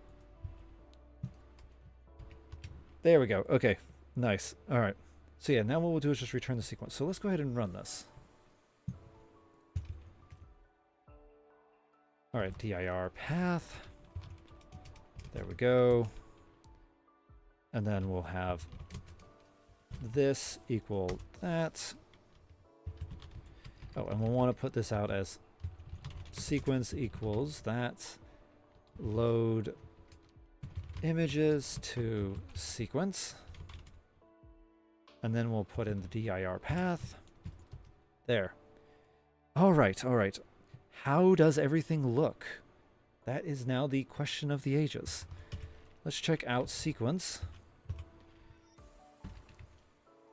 Let's look at the components. Now let's see here. The first is, so we have eyes at the bottom, and then we have the casual,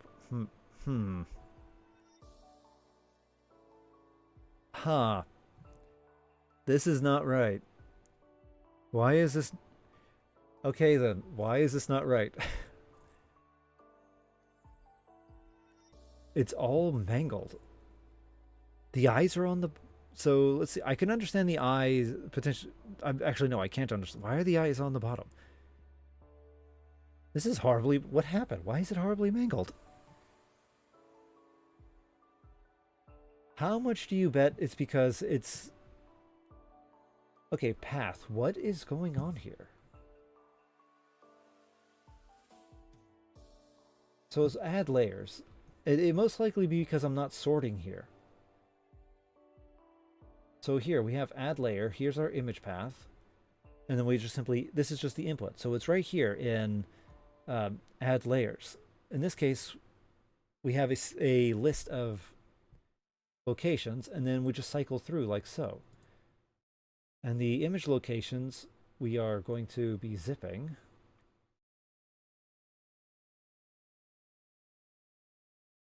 So we really need to sort this. We really need to sort image locations before we do anything. I'm going to do that first. Let's see here. If layer list is none, theoretically, okay, first off, where do we end here? If this is an instance, we then create it this way. So that's if it's a directory. All right. And then we sort it. So why don't we add it here? Image locations dot sort. Okay, let's try this again.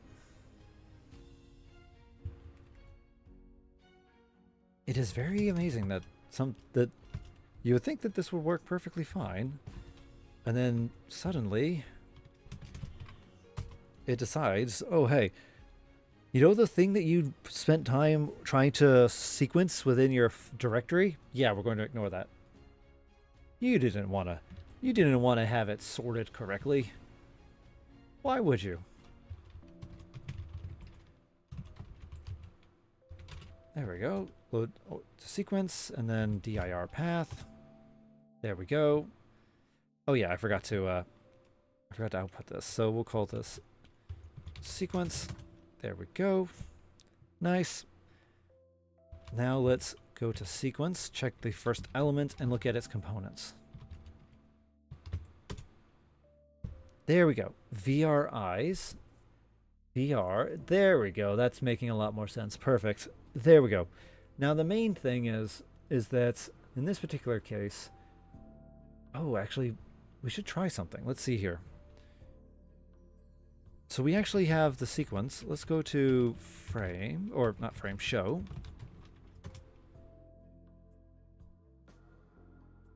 And where's my show? Do not show. It didn't return anything. Oh, I need the compile. Whoops. Okay, I need the compile. Okay. So first things first. Self dot, sorry, not self. This dot compile. Yeah, that's going to be, we're going to have to fix that. Error. Why are you erroring? Oh yeah, there's a mismatch. Oh, that's fine. That's fine. The main thing, well, actually, no, it's not fine. We kind of need the proper sizing. Let's see. We kind of need the proper sizing, and since in the sequencer we're not really defining it, we should probably have it the image size, the first image define the size. Except that might not be wise because of the fact that that might not be wise because of the fact that we might want to structure it differently. All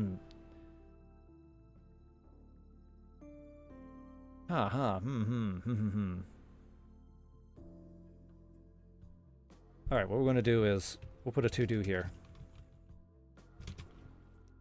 So change default back to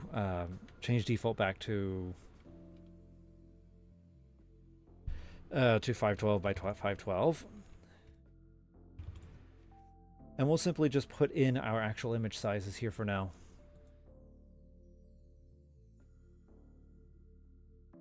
Yeah, what we'll have to end up doing is we'll have to write some code where it will find the largest picture here, and it will then output out the, yeah, here we go. So 1583, 1776. Okay. All right.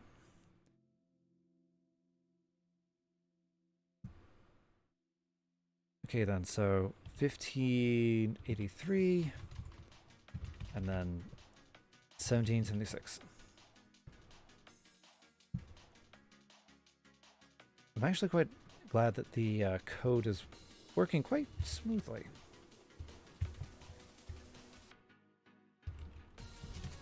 All right, and then dir path. There we go. Oh. Okay, that should be, oh. Oh, no, not sequence get item. Just that, there we go. Okay. Now sequence. first element dot compile. There we go. And we'll call this img, where the sequence is going to show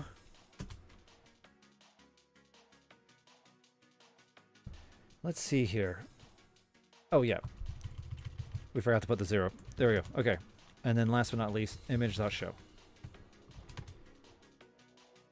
And there we go. Oh, it works so good. Check that out. He is correct. He is correct. Everything is proper. His tail is in the right location. His eyes are in the right location. All right, that is good. That is perfect. Actually, oh yeah. Wait, why is there... Oh, I know why. I know why. It's because of all of the... Wait, actually, I don't know why. Is there a memory... Is there a video buffer somewhere in here that I'm not seeing? Because why does it remember all of the failed attempts? Like, for instance... Like, these are old attempts of setting it up, and that's a failed one. Oh, I know what it is. This is temporary storage that's stored on the hard drive. Never mind, ignore me. Ignore me. Yeah, the main point is this is what it originally looked like. Nothing is in the correct location, and now it looks like this, where everything is in the proper location. So that means that we have now been able to successfully build our sequence. Well, why don't we commit that change? Let's see here. Yeah, I don't want to use that. Let's go ahead and commit that change.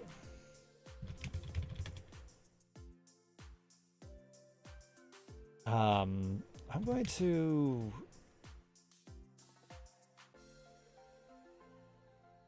Because we made quite a bit of changes, so why don't we just... Actually, what changes did we make to structure?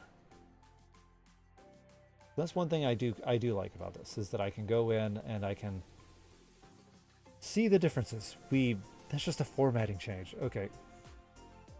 It's something I don't even think we really need to comment on that. But as for these, yeah, we added quite a lot. Oh yeah, we added quite a lot for here. And for here, same thing.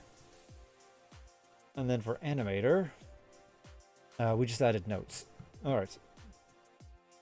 Okie dokie. All right, so if that's the case, then let's go ahead and do that. So git add. We'll go ahead and add everything. Git commit. And our message will be, format at const and animator. Okay, then add, let's see here, add sorting to frame. Add sorting to frame. Let's see here, add list. Add git name list to frame, and then add load images to sequencer. There we go. There we go. Nice. Nice. I wonder. Okay.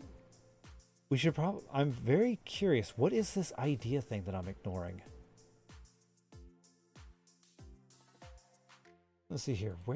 Where is this idea thing that I'm ignoring? Yeah, where are you? What are you? Inspection profiles, animation, IML, modules.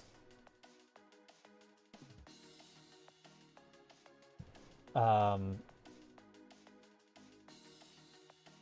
know what workspace means.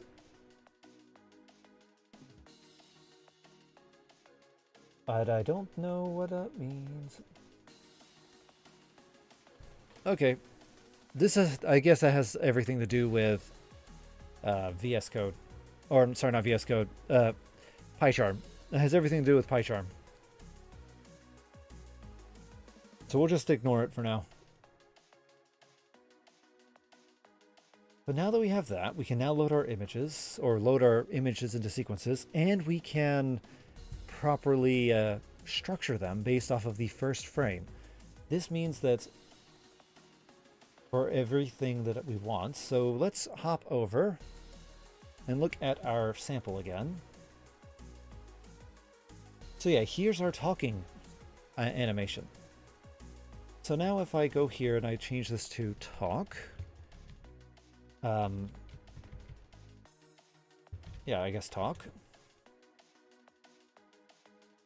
We can put that in there.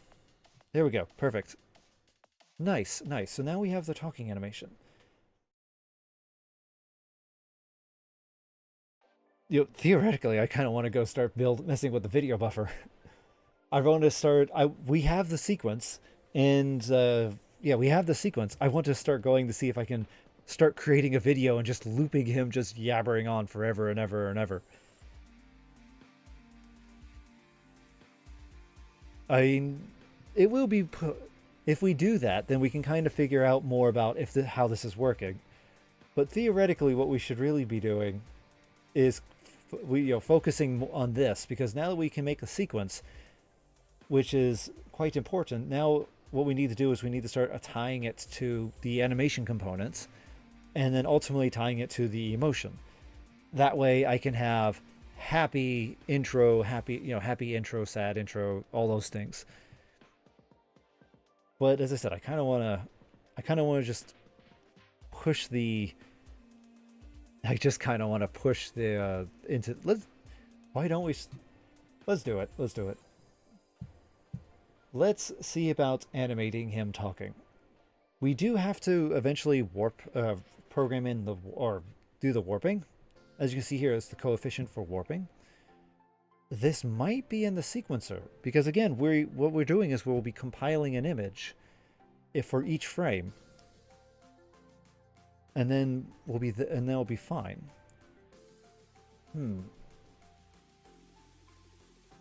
Actually,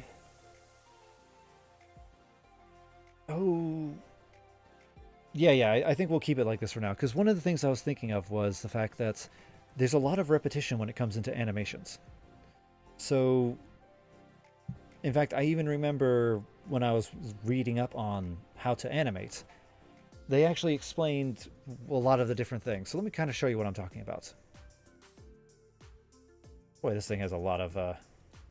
Okay, so what I'm referring to here is that... So yeah, what I'm referring to here is that we have 5 frames. So 1, 2, 3, 4, 5. So we have the 5 frames that are for talking. This was idle, this was mid, this is peak, and this is peak. And this is pretty much what you do. And then whenever your character is talking, you just cycle through these forever. Until he stops talking, at least. Now, if you know, this is actually a pair right here. These two. So this is actually duplicate frames. So right now, I guess I'm going to just kind of leave it like this. But potentially, in the future, what I would like to do is add in the sequencer I guess we'll call it the frame order.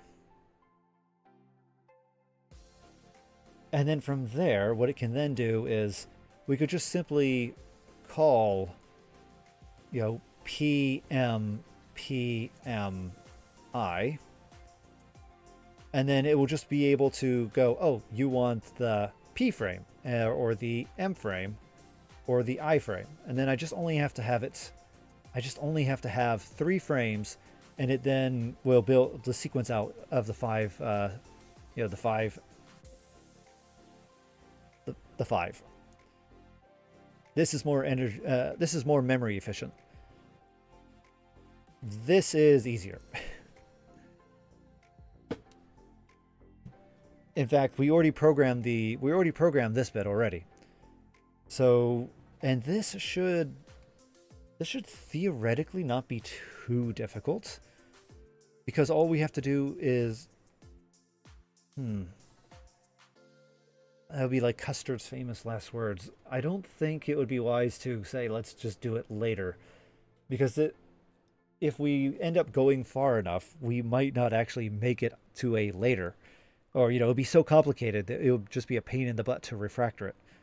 So what we might want to actually do is, in fact, just try and set it up now. Now the question would be is how to do it. Let's see. Maybe...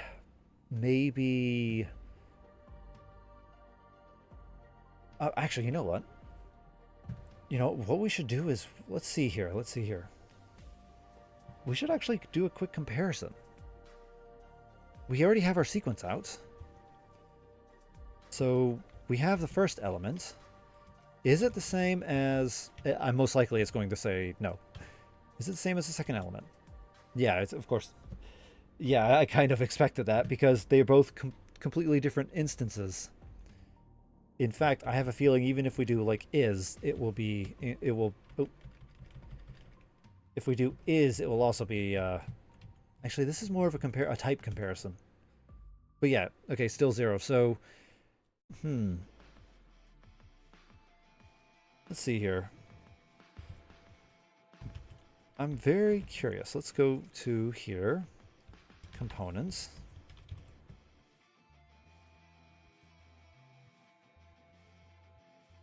The main thing is the eye. I think that's the key detail, is the fact that the eye is in a different location. That's the main part that's different. So actually, you know what? I have an idea. This should actually be fairly simple. So what we'll do here is we'll add in another variable, and we'll call this the... Well, let's see here. So we're making this sequence list really should become something different, shouldn't it? This list, yeah, the sequence list that we're now generating and storing. Yeah, this right here should really...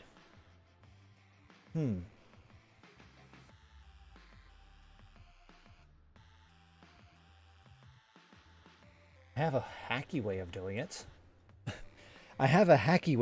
it. Or a hacky hokey. The idea would be that we just, load the sequences with the dir path, and then because we kind of already know what it is, we would just simply put in, this would be the, the sequence list. So we'll call it like seq list. And then from here, we can then put 3, or in this case, it would be like 1, 2, 1, 2, 3, like that. And then from there, it would know the first file, second file, first cycle file, second file, and then that would be done with it. But this is quite, yeah, we're trying to make this as simple as possible. So when I come back, I won't forget, like, what is this supposed to do? Why is it doing it this way? So we probably should, so they might have to have an easier way of doing this. This might actually be the more appropriate way of doing it. I mean, you never know with programming sometimes.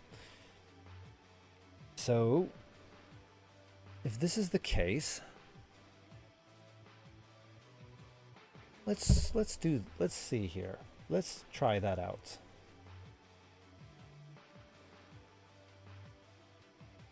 All right, we're going to go ahead and move these to the trash.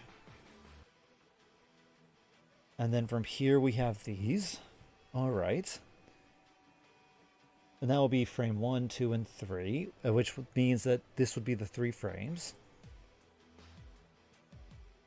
And then... okay, this might actually... This might actually be a good way to do it. Thinking about it, maybe this might actually be a good way to do it.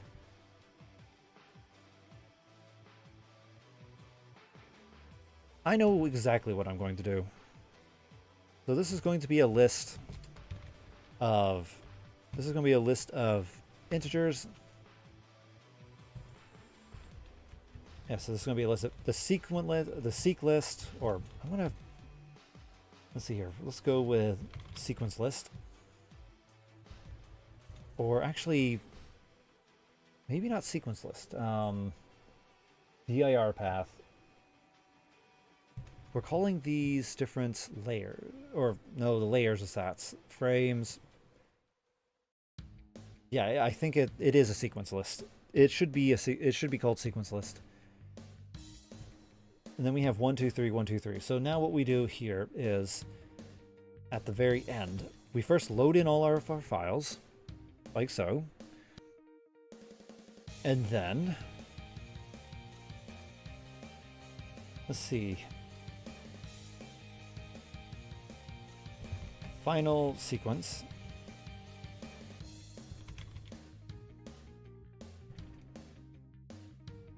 Let's see here, final sequence, which will be simply the list of dictionaries.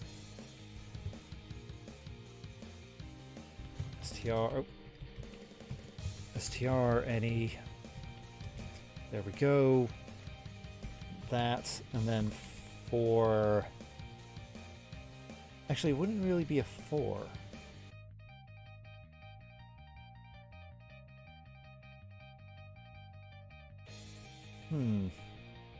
I'm busy thinking. I'm busy thinking.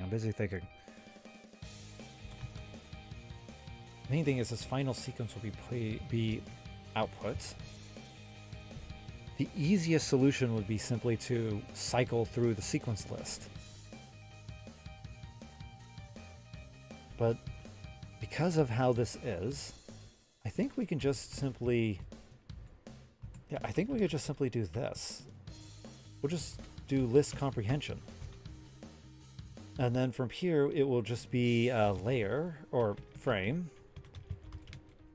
for frame in.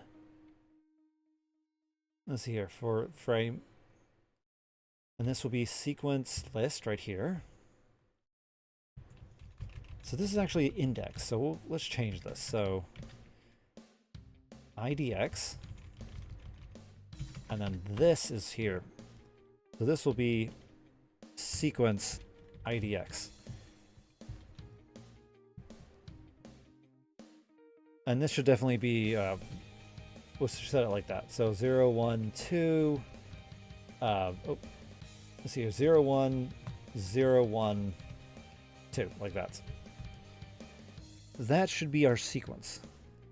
So ideally then when we do that and we load the files in, it should generate this for us.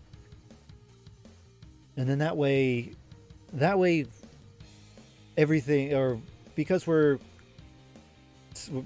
not really creating copies, then all of the should be in memory. It should be kept nice and truncated. Assuming that doing list comprehension like this will keep, it will point to the same locations in memory. I would actually have to go in and see what's going on here, what's in memory allocation, if that's not doing that. But now we know this. We'll copy that for now. Change this to none. And then the idea here is if we have a sequence list, then we're going to output this. And since this is going to be like that, we'll just simply, let's see here, we'll call this sequence list. And actually, since we're going to be reformatting that, we should probably change this back to calling it just sequence. Like so. There we go. Okay. All right, nice. So now we have that. So let's run this. Okay then, so first things first, let's get our dir path. Let's get that out of memory. Let's get our sequence list out of memory as well. Now let's also get that, and then, oh, sequencer is not defined, but, oh yeah. Okay, there. There we go. Okay then. Now self dot, we'll want to call this sequence. And then we'll simply load that path like so. And, oh yeah, but I did define dir path.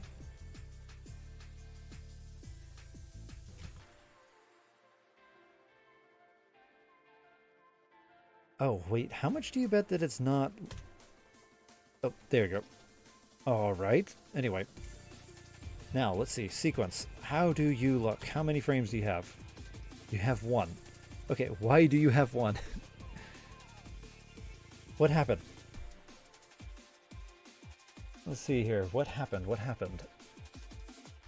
Oh, I know what happened. I know what happened. It's because we moved the file. Okay, we need to update our dir path real quick. So yeah, we need to update our dir path. That means that there's something also not right here. We'll have to. There's a bug here. We'll have to fix that. Let's mark that down. Let's not mark down. So yeah, we should probably put that up here. To do bug where block points to other dir but contain no images. Producing an empty frame. Okay. Yeah, so we have to fix that. Let's see here. So we ended up calling this talk, if I recall. Like that. So now there we go. Okay. So now let's see here. So sequence. And we have the 3 frames. Okay then. Now that that worked, let's add in our sequence list and redo it. All right. Now, how is sequence looking? Oh, it's looking good. It's looking good. Peak, mid, idle. That's correct. Now the last test. The last test, we want to check if the first element is equal to the middle element. Are these the same? And I need to make sure I spell correctly.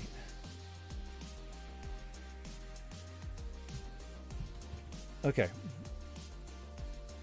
And the answer is yes, it is the same. Aha, that means memory-wise everything is working right. Actually, let's check, let's see if they are the same instance, actually. Is this the same? So, is sequence 0? Yes, it is. All right, so yes. Peak memory allocation. There we go. So now we have... So now what we have to do is define what our layers are going to be, and then we can define the sequence, and then from there we can then animate that. So with this in mind, we should probably move over to trying to build the animator. We have our sequence, we have it. We can worry about the bouncing later. We can worry about the warping of the image later, because that's just changing the frame. And that would just require us to compile them differently. Actually, I should probably run compile at the sequence. So let's see here. But actually, it also means that I only have to compile those ones once, which, again, nice memory save. All right, so first things first, let's hide the coefficient. So yeah, so first things, let's import CV. So CV2. Actually, why don't we be nice to ourselves real quick? The last time I touched CV2 was almost 8-9 years ago. Back then when I was working,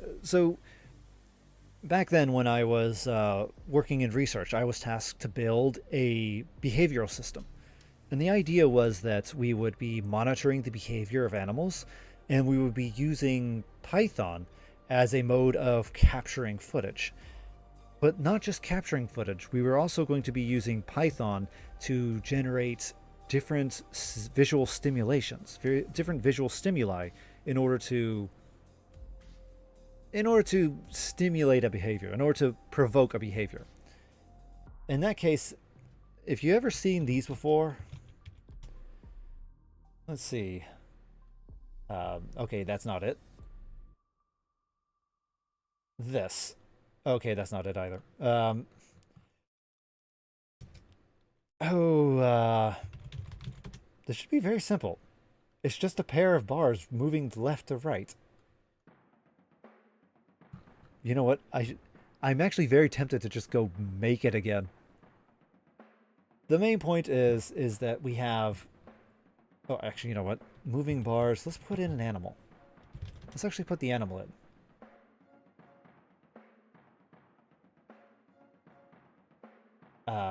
Well, okay. Here kind of it is.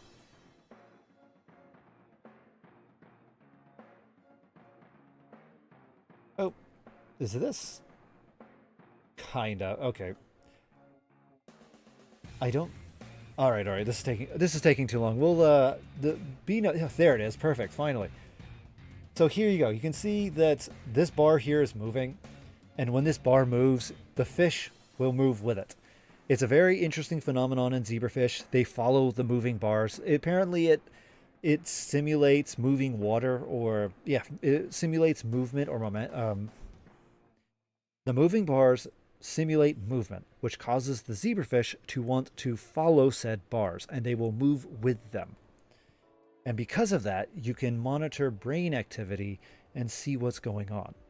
And because we wanted to do behavior tests on these fish and do behavioral studies, I was tasked with building a system like this with OpenCV. Now, that was long ago. I probably forgot most of that, but I do remember that Python OpenCV. I do remember that because OpenCV is actually it's actually a C++ code that is being integrated, or Python is integrating with it. So technically, if I wanted to, I could just load up C++ and then start running with it. I think that's hence the C in there. And what we're planning to do is use this to pretty much push our pictures into a video buffer. So where is said tutorial? A pre-built CPU only. Wait, CPU only? Wait, CPU only? I have a GPU on my hands. Wait a minute. Pre-built CPU. Well, that might. Okay, then. We have. I know that when I was using a Raspberry Pi, I didn't have to worry about that because Raspberry Pis they don't really have good actually I should say they don't have GPUs. They have integrated circuits. So if this is the case, I wonder if we're going to have to use something else. Because I kind of need the CPU to be left alone. The idea, the general idea would be that I would be passing in this from the CPU over to the GPU, or pretty much have the GPU doing all of the rendering and pushing it out to a video buffer or for streaming. That way I wouldn't have to worry too much about this. But if this is CPU only, then that's going to be a pain in the butt.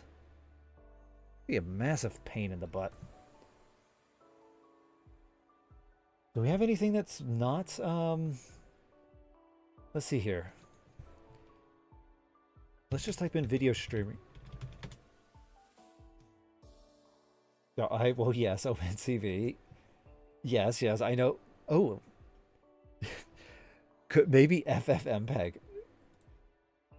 I just saw FFM.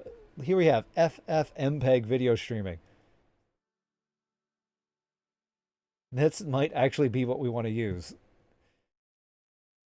Isn't FFmpeg it's like the go-to for any video processing?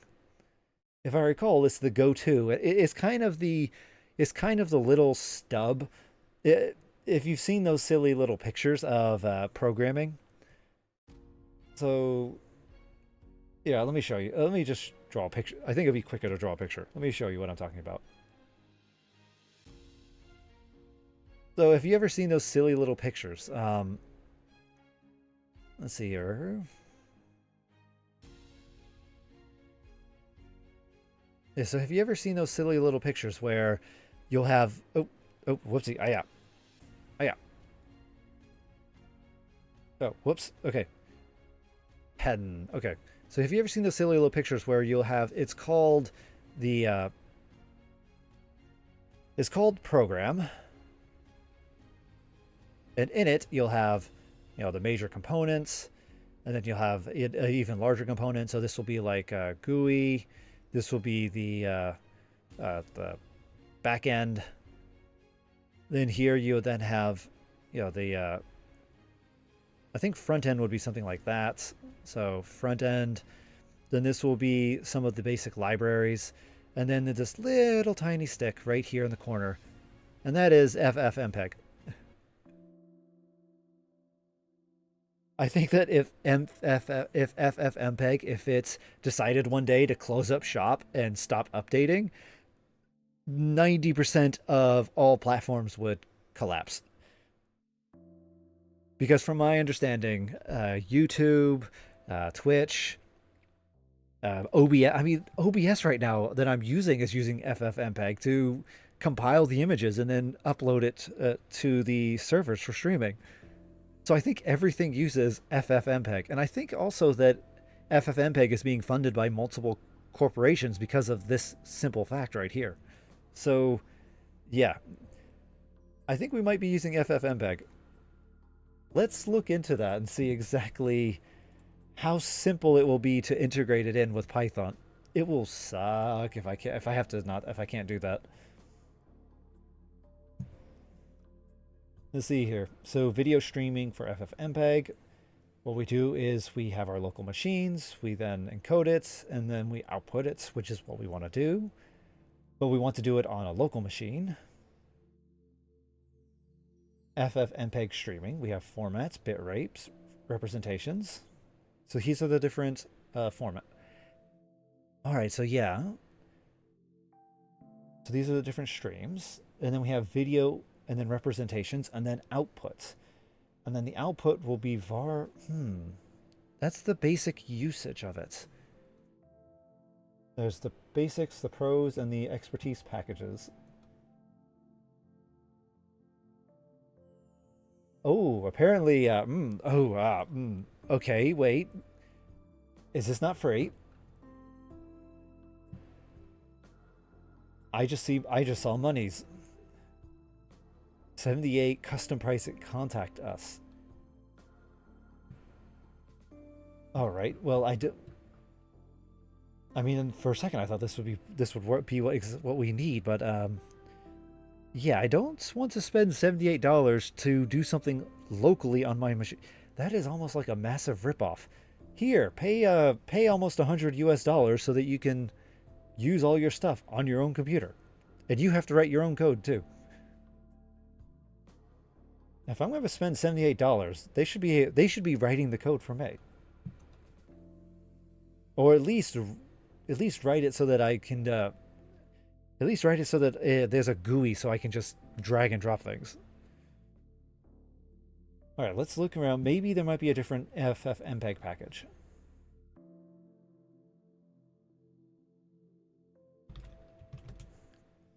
Let's see here.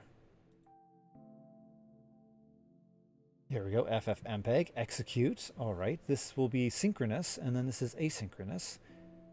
Asyncio. Oh, are we gonna have to deal with we might have to, actually, because thinking about it, for this Python script, we're going to have to be doing video. We'll have to be outputting our video to a buffer, and then we also have to be able to accept inputs. One way to do that is to create different threads. But from my recall, every time I tried to mess with threads, people would go, no, don't do threads. Don't use threads. Python is not designed for threads. Use Asyncio. So we might have to use Asyncio. But the output happens to be an MPEG-4. Oh, let's see here. This is the yeah, that's recording. What about streaming?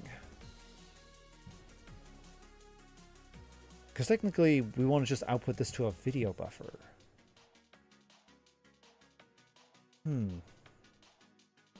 Python video buffer. Python video buffer for a streamed video. So what are you using, my friend? You are using... Oh, all right. Here we go. What are you using? Subprop. Actually, I was just talking about that. There it is, subprocessing. That's the threads. But okay, maybe that's not it. It's multi-threading with OpenCV. Yeah, that might be what we have to do, but this is CPU locked. I wanted to use the GPU. Let's see here.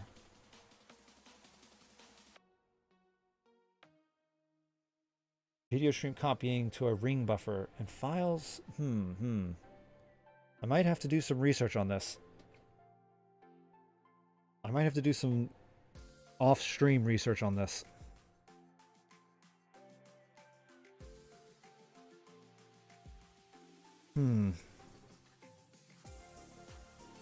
What do you got? Oh. Maybe...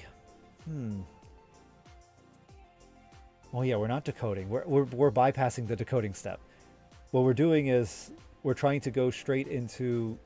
we're trying to go straight into just... We have our image, and we're throwing it into a video buffer, which will then come out as a stream, which will then animate the character. That's what we're trying to do.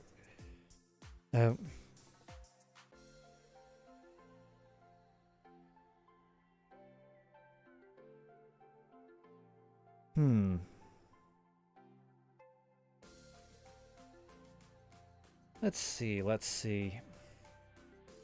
Not this. This is the additional pipeline. Wait, actually, being that is one big problem. Ever since not when, I don't know when, but ever since I can remember, you would end up finding, because every time I go looking for information, I will end up running across like 7, 8, 9 websites all saying, you want to do X? Well, look, this is how you do X. You use our product. Buy our product to do X.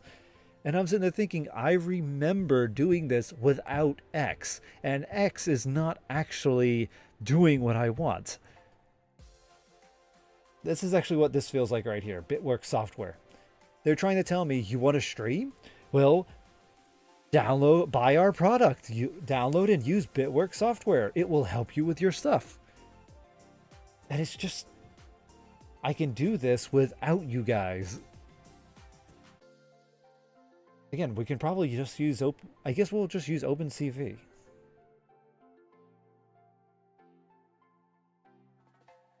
Oh, and they're locking it with thread. So what they're claiming to do is they output a thread. If I recall, I don't think that this little mini computer I have is capable of doing massive threading. I don't think it even has a really good GPU in it. Or, not a GPU, but a really good CPU in it. Okay, let's try this again. We'll type in FFmpeg, and we'll type in stream and local. There we go, UDP streaming. FFmpeg, local video to UDP streaming to OpenCV, video quality graded.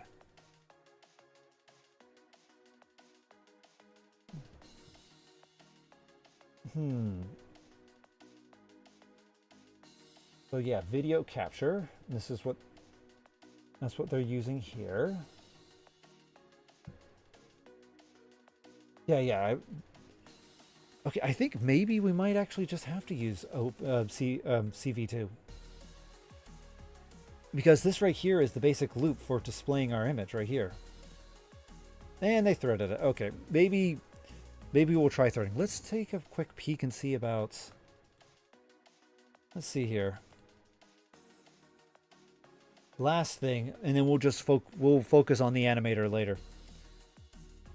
Let's see here. OpenCV GPU. They have a CUDA module. Oh. Oh, that's what we need. We need CUDA. All right, that saves us a lot of pain. Now the question is it a here we go. Use GPU with OpenCV Python. Down here, the problem here is that there's a version of OpenCV Windows that is not compiled for CUDA support. If you want to have CUDA support, I will have to compile it myself. Okay, so that means we might be able to... Okay. Ultimately, this is going to run on a Windows computer.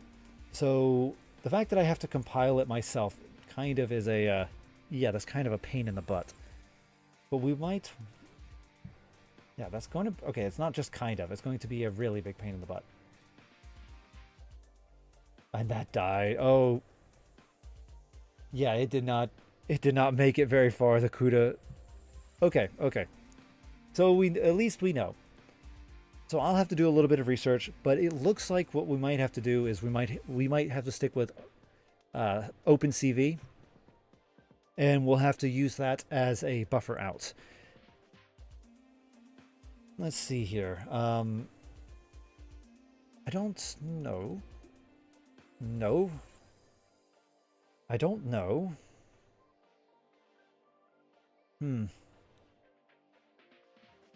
Yeah, I guess what we'll have to do is worry about that later.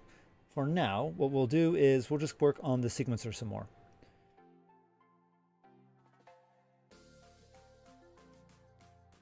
So let's go ahead and continue doing that.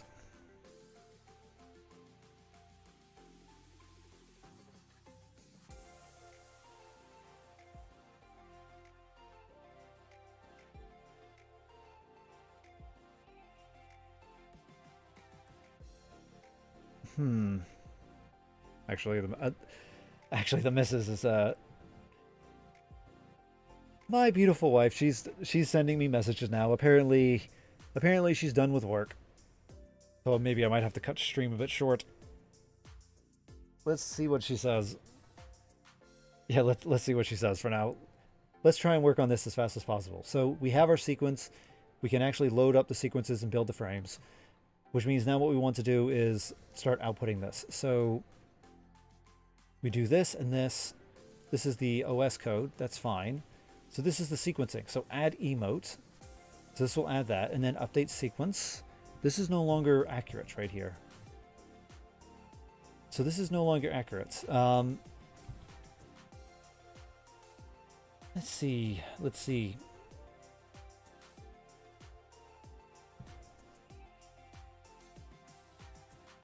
Oh. Yeah, I'm trying to think. Yeah, because ultimately in the end, what we going to be compiling these all together into one big dictionary. Because now what we have is our sequence, which is talk. And then what we'll have here is we'll have something like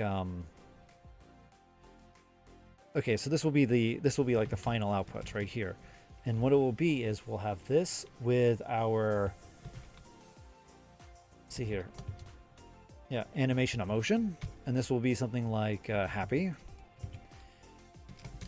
And then from there, we will then have another dictionary, and this will be animation components dot talk, and then this will be the sequence. So this is the ultimate, this is the final product that we're going to make right here. And then when we go to final, we'll just simply have all of this. So if I want to switch over to, if I'm in the happy phase, then I can switch over to that just by saying, start pulling all of the frames or all of the sequences from happy. And every time I chat or talk, like what I'm doing right now, it will hop straight to the talking for animations. As you can see here, it's this animation component right here, which is talk. We will have other ones. In fact, let's actually quickly hop over here and set another one up. So I have one called idle. Idle. So in idle, let's see, you. So believe it or not, but idle is also very simple. I tried to keep the animations as simple as possible. Don't ask me why. Maybe because I was lazy. Or it's actually probably because my drawing is a little bad. Okay, so what we need is the pose here. So this was the casual pose. Oh. And then we need the additional stuff right here. There we go. And then last but not least, we need to hop on over to our idle animations right here. Man, why did I format it like this those years ago? This is this is painful. Okay. So how many frames do we have here for tail? We have 12. And if I recall, the first one and the last one are identical. So yeah, the first actually let's see here. Let's go to the animation components. Let's see here. I set the idle to 10, which actually is wrong. It should be 12. These are the default lengths for now. I will have to change that later. Technically, we don't really even need the the default length, because they're not going to play a role anywhere in this. This is just for a reference.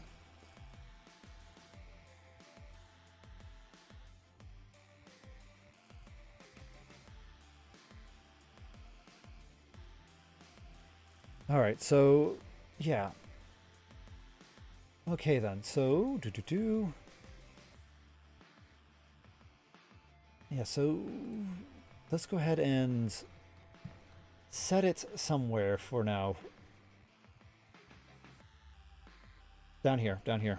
We'll set it here. So the talk sequence is simply 0, 1, 0. Oh, see 0. Oh yeah, come on. 0, 1, 2. And then the other animation, this will be the idle, is actually, if I recall, let's see here. These two are the same, so it will be a 0, 0. Actually, let's just go through it. Oh, okay, no, they're not. They're different. That's the same right there. They are a little bit extended, probably because of other reasons, but those are the same. Let's see here. Then 6, or let's see here. 6, 7 is the same. 8, 9 is the same.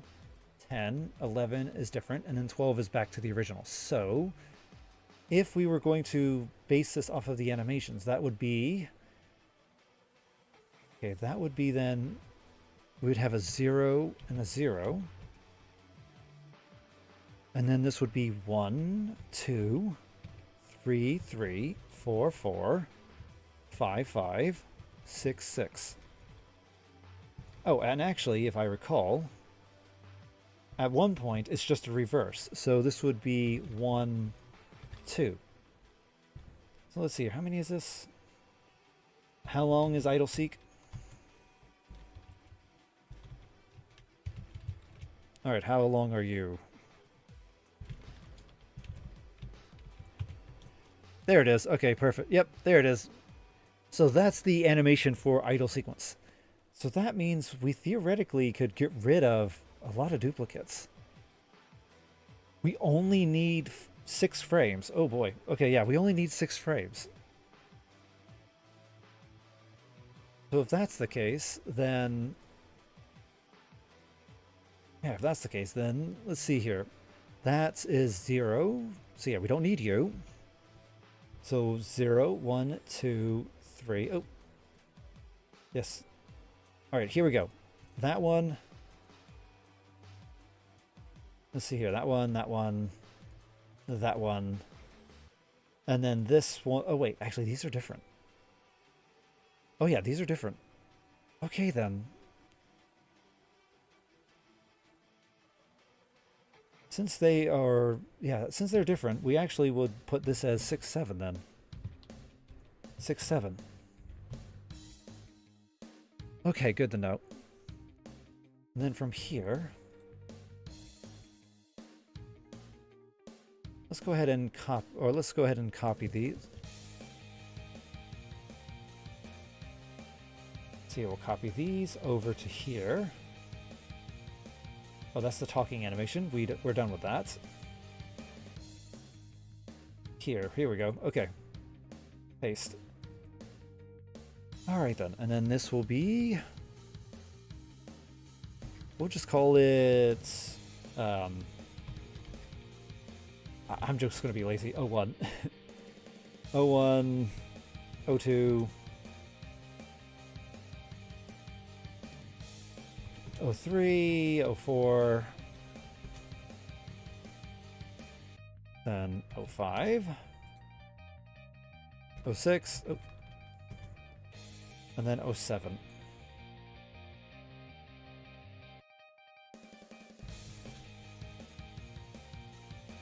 And then let's go ahead and start putting all the tails appropriate. 4, 5, 6, 7, and then this last one will be 08. There we go. So that's all the tails. As for that one, we don't need that one anymore. And then all of these go into the first one. There we go. There we go. So that should be it there. I'll have to do some more more renaming, but actually I need to hop off. I need to hop off now. The missus is calling, so I can continue programming more tomorrow. Hopefully I can get it started a bit earlier. Yeah, hopefully I can start a bit earlier the next time. But it's been fun. We have made more progress. The sequencer is now done. Well, okay, it's almost done. We've now can build these with the pictures we want without having too much trouble. I will have to do some quick research into the video buffers and for streaming, because we really do need to figure that out, especially for what we want to do in the end game. But for now, I think we're doing quite well. But yeah, thanks for hanging out.